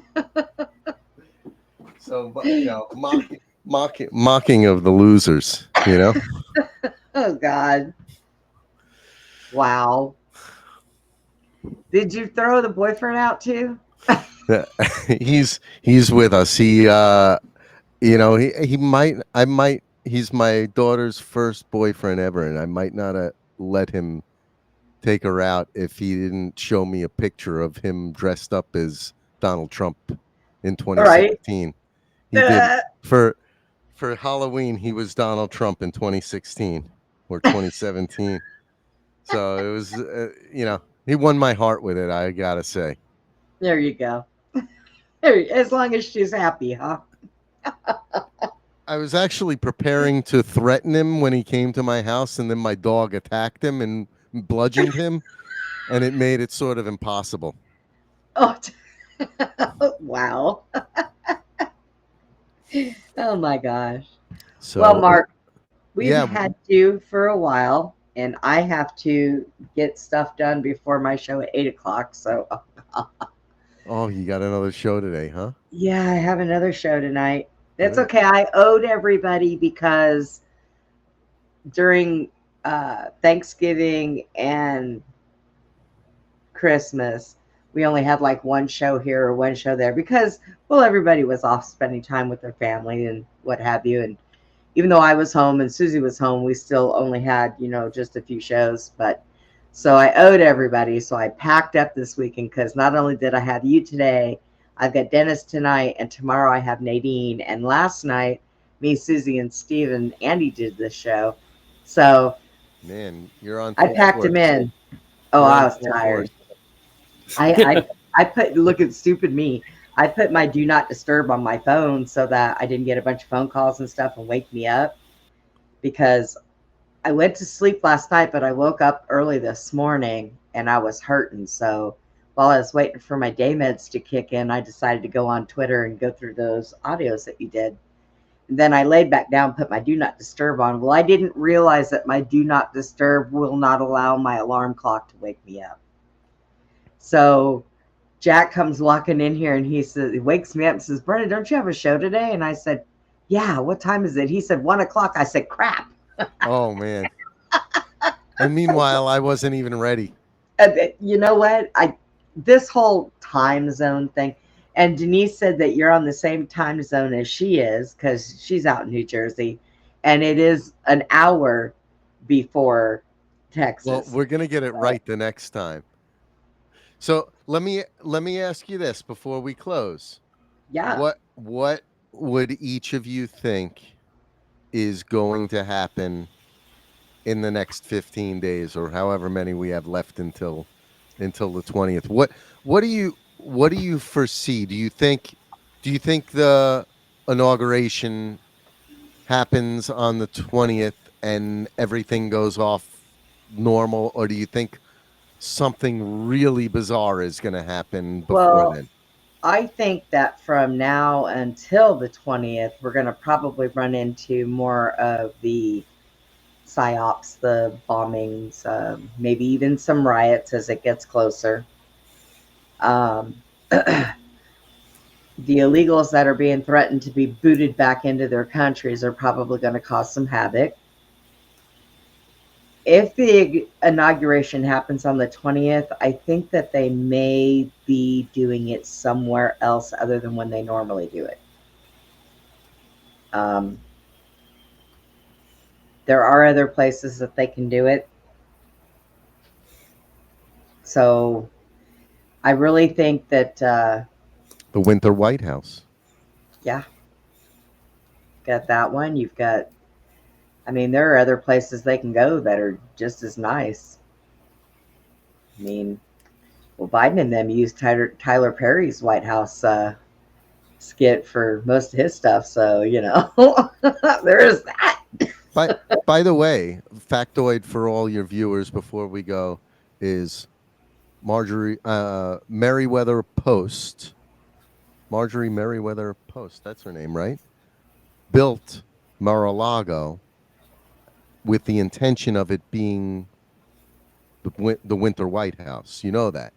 Yes, it was intended to be the White House, and I've heard that Trump wants to move the capital to another state. Well, Actually, hopefully, our state, because that's the swamp.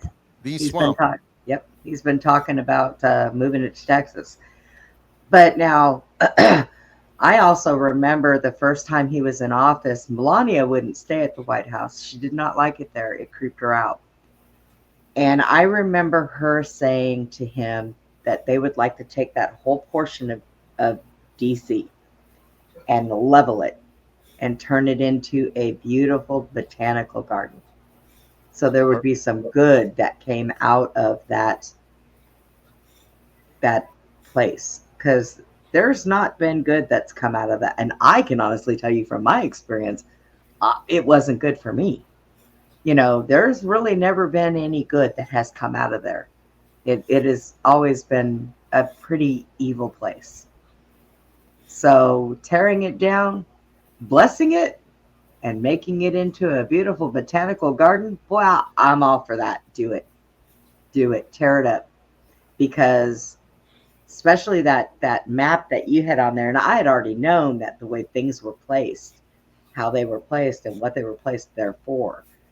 And then when you showed that map, and I seen the satanic pentagram up there in the way the streets were ran, I was like, "Whoa! Would you look at that?" And there's multiple things going on there. There's an owl. There's a pentagram. There's actually the sigil of Satan as well. Yeah. And people drive those streets every day, and they have no idea. And do you know why? Driving. You know why? Marquis de Lafayette. He was the designer of the city, and Marquis de Lafayette was like the high-ranking Freemason in America. Good. That's the story of America, people. So right. It's been a great time. Thanks for having me on, Brenda. Thank you for coming. We missed you. Me and my craziness. Oh, we're all crazy. It's okay, but I think that's normal, because the people that are normal, they got their heads stuck in their butts. They have no idea what they're doing. Man, are they stupid normal people? Yeah, I know, right? There's something wrong with them. They don't have a clue. We're great. I know, right? All right. Have a great night. It's been fun. You too. Thank you so much again for coming. It's been great. I love having you on. Thanks, Brenda. But so we are going to go ahead and close it up, guys. I have Dennis Carroll coming on tonight. We are going to talk about Wendigos and gens. So it's my night for my demonologist, and he's going to come on here, and we're going to talk about some stuff and where this stuff comes from. We know it doesn't come from a good place. So we pray before and we pray after Dennis's shows, because sometimes we talk about some dark stuff, but it's stuff that people need to know that is here. It's here. We're living it, people. Satan ruled his world, let me tell you, for quite a while. It's time for him to get out. He needs to go with the UFOs. That's what he needs to do. Amen. They come pick him up and carry him off somewhere. We got a deal. We got a deal to make, Brenda. We'll cut a deal for that one. Let's do it. We'll take the role of Washington on this one. We might as well, because they don't know what the hell they're doing. So, they're lost with all the normal people, I guess. I don't know. But everybody, thanks for hanging out. Thanks for coming in. And we will see you guys tonight. And like always, everybody, we love you. And everybody, be kind to one another. Have a good night.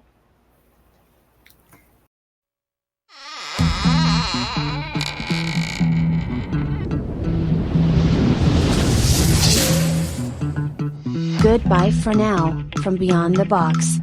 Please join us again for Beyond the Box, Friday and Saturday evenings, from 9 p.m. to 11 p.m. Central, 10 p.m. to midnight Eastern. Join us for more intel bombs from our extraordinary guests.